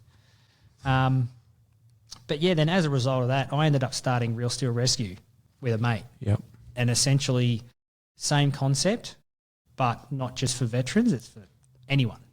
And so the way we generate income is by making YouTube videos. Right. And all we do is go out and get old machinery going for farmers or start rusty old cars that are sitting in paddocks and help people sell their cars by filming an episode on it. And we've been doing it since June. We got monetised in November. So that the idea is the concept is working. Yep. We've helped some we helped a farmer get a harvester out of a shed that when he bought the farm was in there. So we got it going so he could get it out. Helped the dude up in Jandowie sell his car. How good. And so we take people out when we do it. So there's the indirect mental health aspect of I've taken mates that are veterans out with me. There's the direct sort of aspect of helping someone like, hey, man, just the old cars in the paddock, we'll get them going. You can move them, you can sell them. But then we generate income, and the whole idea is that through that income we make, we want to open a workshop in Toowoomba to run motorsport programs. Like it's really, and even the motor event stuff. So we got given a Suzuki Swift, and I was like, had a blown head gasket. I rang up Ben. Hey, Ben, I've been given a car. Do you reckon we could find 4 people in the community and we'll film an episode on building this race car? And then we'll enter it in a 20-hour endurance race at Morgan Park. And because I had purchased the safety stuff off the RSL, so I had that all there. So, yeah, we picked 4 people at random that subscribe to the channel. They come to my house. We built this Suzuki Swift. Roland Cages from Toowoomba donated a roll cage. I had some old race seats and that kicking about, and we took it down to Morgan Park, and it broke down after 80 laps, and we spent the rest of the time trying to fix it. But the 4 people that come along, they're like, mate, this is a once-in-a-lifetime experience, and they have created this cool little social network. We raffled the car off, drew the raffle last weekend, so that's now going down to a lady in Warhope. She won it, and she's entered it in some more budget endurance races. How good. Yeah. So, it's really cool just something as simple as just sticking your head under a bonnet. People that have got no idea about cars, and I'm no Ayrton Senna or bloody master mechanic, but just having a crack, figuring it out, having a yarn, and it creates that community, that conversation, that awareness. Blokes in particular tend to open up. I've been helping a mate put suspension in his car, and he started telling me about the shit time he's having of it. And they're like, mate, let's sort this out. Let's get some help. And he did, all because of something as stupid as working on an old shit box. Mate, that's awesome. Yeah. So how do people support it? Is it subscribing to YouTube? Is that? So it's pretty much, we are very much in the early stages, but subscribing to the channel and watching 1 or 2 videos makes us money. And then as we grow, we've got other projects lined up, ready to go, but we're going to be doing more motorsport stuff to get people involved. And then essentially we are setting up like a membership style thing. So, if we're going out to get an old car going, and at the moment it's just word of mouth, but yeah, we want to have it so we can say, hey, we're going to go do some filming, come along and watch, come along and have a crack. And it's actually really interesting when we take people out. So one of the episodes, like this car was cooked. The wheels, the rims were literally rusted. It was on the ground. It was never going to be restored, let alone driven. And we got it running. I took my mate Simon out, his ex-army. And we're out there for a couple of hours. And he's like, mate, I've had such a good day. Like seeing that engine cough and splutter and come back to life. He goes, there's something about it. And I kind of like walked away and I was like, again, the symbology in it, seeing something that people have written off and bringing it back to life. And I did that, reinventing it. You know, that Suzuki Swift, we reinvented that into a race car. And 4 people were like, because they never called it a Suzuki Swift. They called it their race car. You know, and it's like, it was actually a real shame. It was like, cool, we've got to raffle it off now. But yeah, like it's really cool how something is inert and innocuous as an old engine, coughs and splutters and comes to life. You see people smile and you just, yeah. Yeah, like that analogy you made before, like just because something's deemed maybe no longer suitable or not usable or something by, say, one organisation or one environment, it doesn't mean that rings true for everybody else. Yeah. You know, there's still value. You can still be of value elsewhere, even though that one place or person or organisation doesn't think so. Yeah. I like that. Great concept. And that's something that's taken me a long time to learn. You know, I was on the phone the other day to a mate and I said, I've made an observation in my friend group is that veterans in particular are very good at reinventing themselves. And I think it's because we don't care what people think. You know, if when I said this to my mate, he goes, what do you mean? I said, well, have a look. You've gone from being in the army to a fiery to da-da-da-da. I said, like, I've gone from, you know, army, police, business owner. I've started a charity, young veterans. I started another charity. I do YouTube videos, for God's sake. I'm a 42-year-old dude on YouTube. And I was like, I don't care that I'm making myself look like a dickhead. Because at the end of the day, there's an altruistic reason that I'm doing it. And if people want to sit there and nitpick, oh, look at this bloke, he said, who cares? At the end of the day, like, you need to be able to reinvent yourself, particularly when there's the mental health part of it. You can wallow in your own self-pity and hate and all this sort of stuff, or you can pick yourself up, dust yourself off, and crack on. I mean, I'm studying teaching.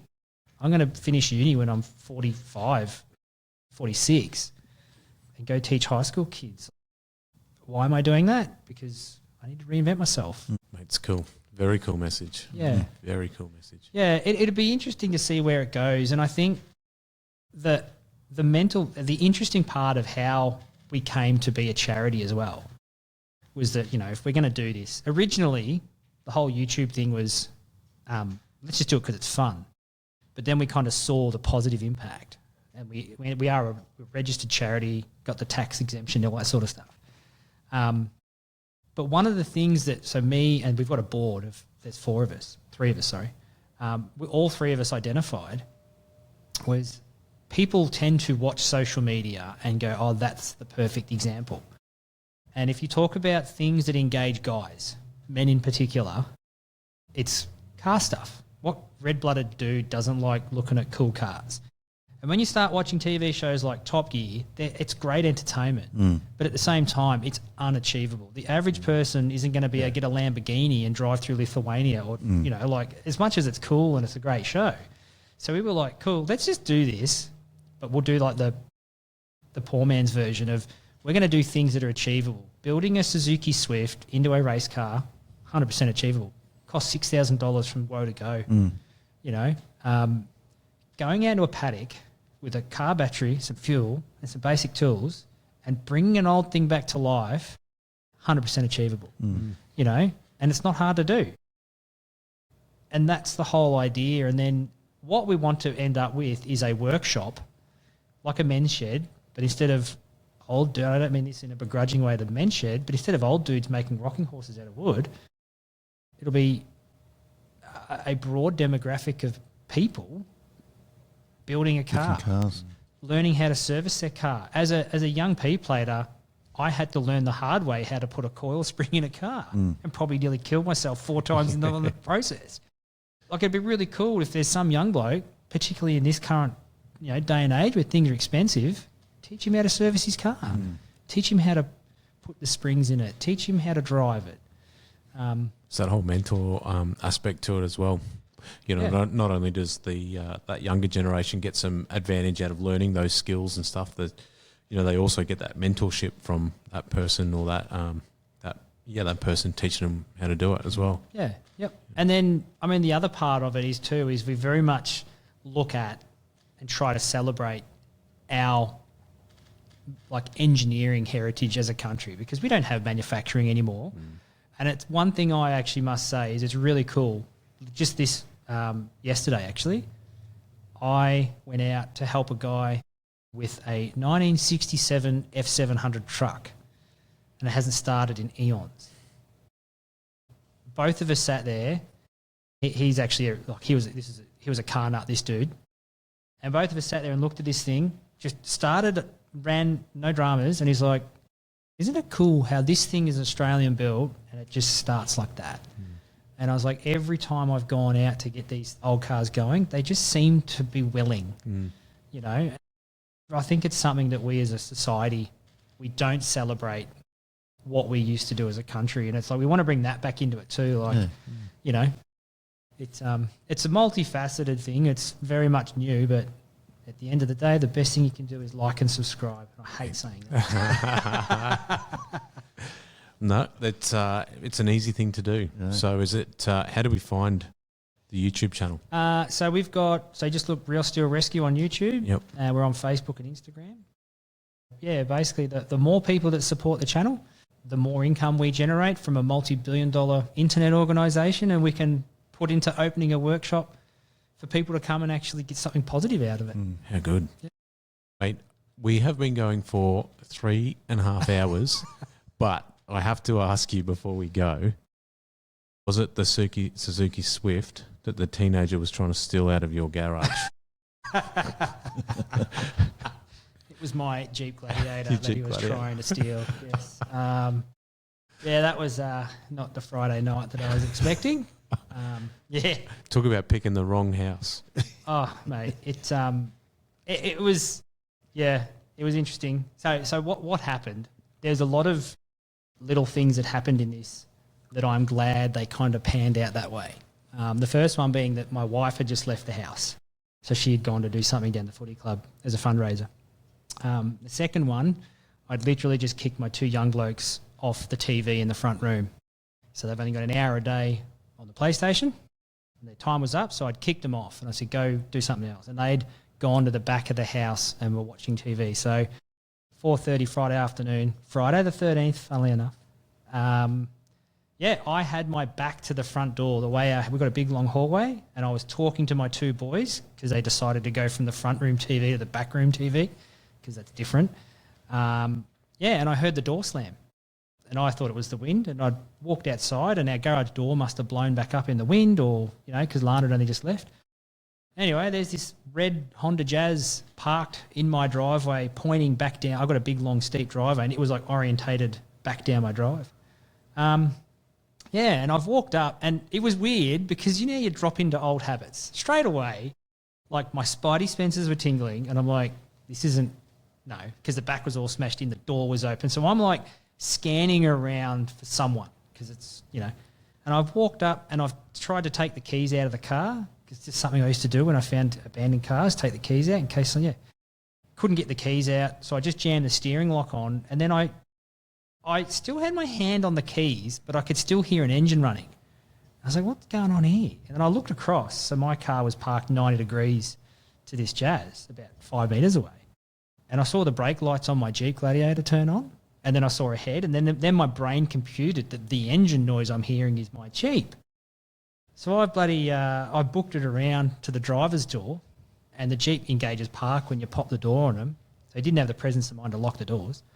And there was a young gentleman asking to borrow my car without asking. And he showed me his claw hammer and was keen to demonstrate how it worked.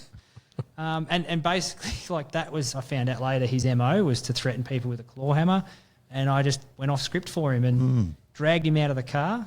And we had a bit of a scuffle next to the Jeep, and he took off actually, ran off down the hill, and it was wet. It was been raining. And I took off after him, and I'm not great with my cardio these days. And I'm still carrying a little bit of Christmas pudding. And I've chased him, and I've fallen over down the hill. And to the grace of God, no one's security camera caught that bit. But I hit the deck, and our little dog Boots, he's like 2 or 3 years old. He thought this was a great game, running around with Dad. And so anyway, this kid ran back to his Honda Jazz that he had. At least he had the presence of mind to orientate it in such a way he could get a quick getaway. But I actually told Boots to get him, and my dog started chasing him. A little bit too much tail wagging for my liking, but enough of a black dog chasing you makes you shit yourself a bit. Anyway, so I got myself up, and we've got some hedges near my house, and I was very conscious that if I pop out near these hedges and he's trying to, I could get hit. So I sort of stuck my head around. He's in the car faffing about with the steering lock. So I've gone up to the driver's window, and it was cracked a little bit. So I've kind of like palmed it, put my shoulder in it and palmed it, and I pushed it in enough where I could get my fingers, and then just shook the shit out of the car and removed the window for him. And yeah, he shit himself when that happened.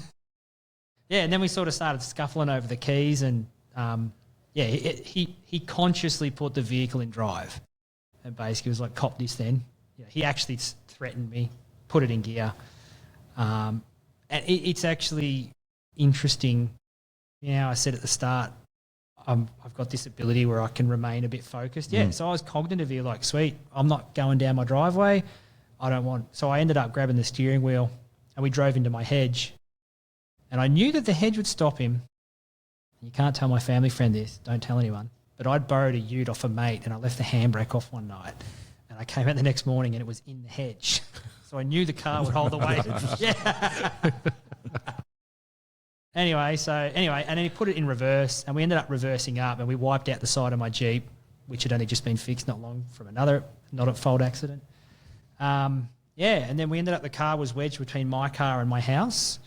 And he basically gave me a big middle finger and had a laugh at me, and then just ran off down the driveway. And I watched the footage from my security camera system, and the analogy of the young bull and the old bull?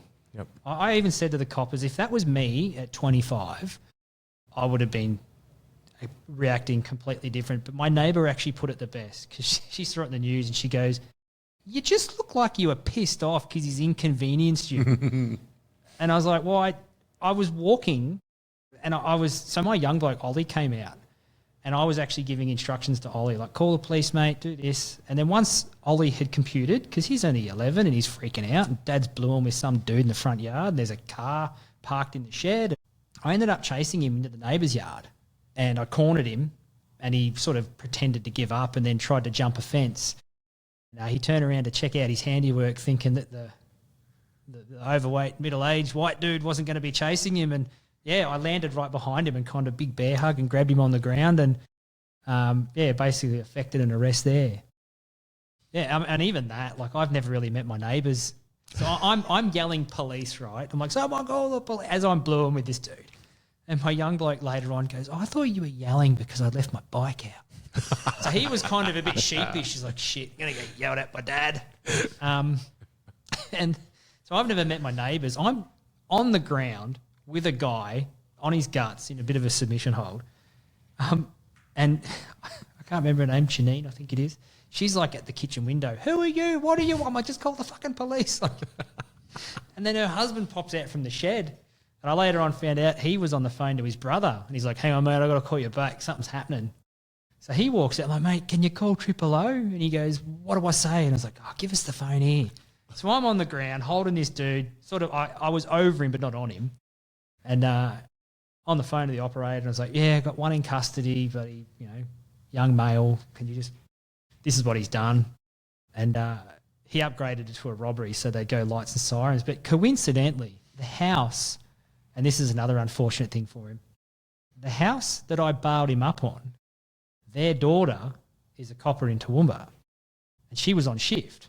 She was in the next suburb over looking for him, because he'd stolen that car. So they just rang their daughter direct. Hey, can you come home? There's this guy Found what scruffing you're with looking for. Yeah.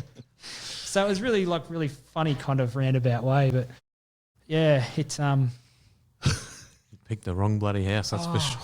Well, I mean, it was just funny too because I got messages from some of the coppers I used to work with. So Jody, she hated working with me because I was a shit magnet. She's like, every time I work with you, like we find drugs or this or that or getting in fights with bloody people. And she sends me a message and she's like, of fucking course it was you. And I'm like, I was literally at home about to cook a chicken.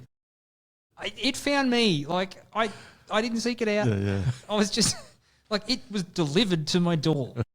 No, she's like, only you would be able to actually have that happen, but then arrest the guy at the same time. You know, and I was like, It's a good outcome. yeah. We should add the link onto. Yeah, I'll get the Channel 7 Brisbane one because he's got some funny puns in there. I think I mentioned, I was like, yeah, I'm at home and I'm cooking dinner and this, and then at the end of it, he's like, but the only thing he was dishing out was justice. How good. I did. How good. But even that, you know, it's I got asked by the reporter, what was your motivation for doing it? And my Jeep, like, I'm not some Jeep fanatic, but I've always had white four-wheel drives and I've trashed them. Like, I've not been afraid to scratch them. My Jeep is the first car that I've had. It's bright blue. It's the top of the line one. It's like, you know, I've had it for a couple of years and I'm not saying that I'm a baby yet, but at the same time, I don't go put old engine in the back of it like I did with my other ute. And I consciously was like, when I went out there, the guy's like, oh, were you doing it to protect your car? And I was like, no, I wasn't actually. And he goes, what was your motivation for confronting him? And I was like, because we don't need people like that out in the community. I was like, what if I wasn't who I was? What if it was a 60-year-old lady? Like, you know, like it is unfair that you are sitting at home and someone invites themselves in, you know. And like I said at the start, the fortunate aspects, my wife wasn't home. So she was kind of spared that first-hand exposure to it. My two young blokes happened coincidentally to go to the back room. So if they were sitting in the front room, they would have seen this guy with a hammer walk into their house, their safe space. So they never saw that. And Ollie, my oldest, he did an awesome job. He came out, he grabbed my phone, called 000, spoke to the operator, had no idea what was happening. He's just like, oh, my dad's fighting a guy. Locked the house, put his brother out the back, got a steak knife out, little in the cutlery drawer, armed himself just in case, put it near the front door. And then when I sent the neighbours up, I'm scruffing with this dude, had him pinned. I was like, hey, can you go up and check my kids? My neighbour's like, he wouldn't unlock the door and he interrogated me. Who are you? Where are you from? I've never met you. I'm not opening until the police come. Like, and we don't sit there and do stranger danger stuff to that degree, but he reacted really well. But yeah, that first-hand trauma and all that sort of stuff, I'm just thankful that those little things. What a little legend. Shout out to Ollie. Good job. Oh, he did a cracking job, yeah. Yeah. No, he did really well. It's but yeah, it was kind of good, kind of bad that the arresting officers, well, they basically said they'd started their shift and were like, we need to get this dude off the streets because every day they're going in and it's the same blokes. And he goes, lo and behold, here I am at your house at 5:30. Like, thank you, as much as it's shit that it's happened. But it was sad that the coppers are like, thanks for doing our job. Yeah. But just through the conversations on Facebook, I had a lady message me. She's a veteran, coincidentally, and had her BMW carjacked with her 8-year-old daughter in it. And she sent me a photo, this is what they did to my car. And then I was chatting to the police a couple of days later. He stole a BMW a few weeks, ran over the stop sticks and drove it around on no tyres. And I was like, is it a blue one? And he showed me a photo of, that's the one. So I ended up messaging her and sort of saying, hey, just so you know, this bloke, he's actually off the streets for the moment. But talking to her about the victim impact stuff and giving her a sounding board. And I've already raised it with the police. I'm like, hey, I want to do a victim impact statement because I missed out the last time. And I think as a police officer, that was something that I paid off a little bit too, you know. And I think it's a hard one, but the impact on victims. But I actually said, and this lady too, because her and her daughter have been through it, and they just kind of like, yeah, cool, your car got stolen, whatever. But, you know, so it's kind of cool that in that sense that you're able to create a little network through that. Nice. Good outcome in the end It was. for you and the community, obviously. Yeah. I'd rather it didn't happen. Yeah. Well, I think we are probably just about time to wrap it up. Just quickly, though, I want to ask you one question. Thinking back over your service and that, what's one bit of advice that you would either give to yourself or a younger member coming through looking to get either into any service role, whether that be defence, police, fire, Sambos? Be honest with yourself.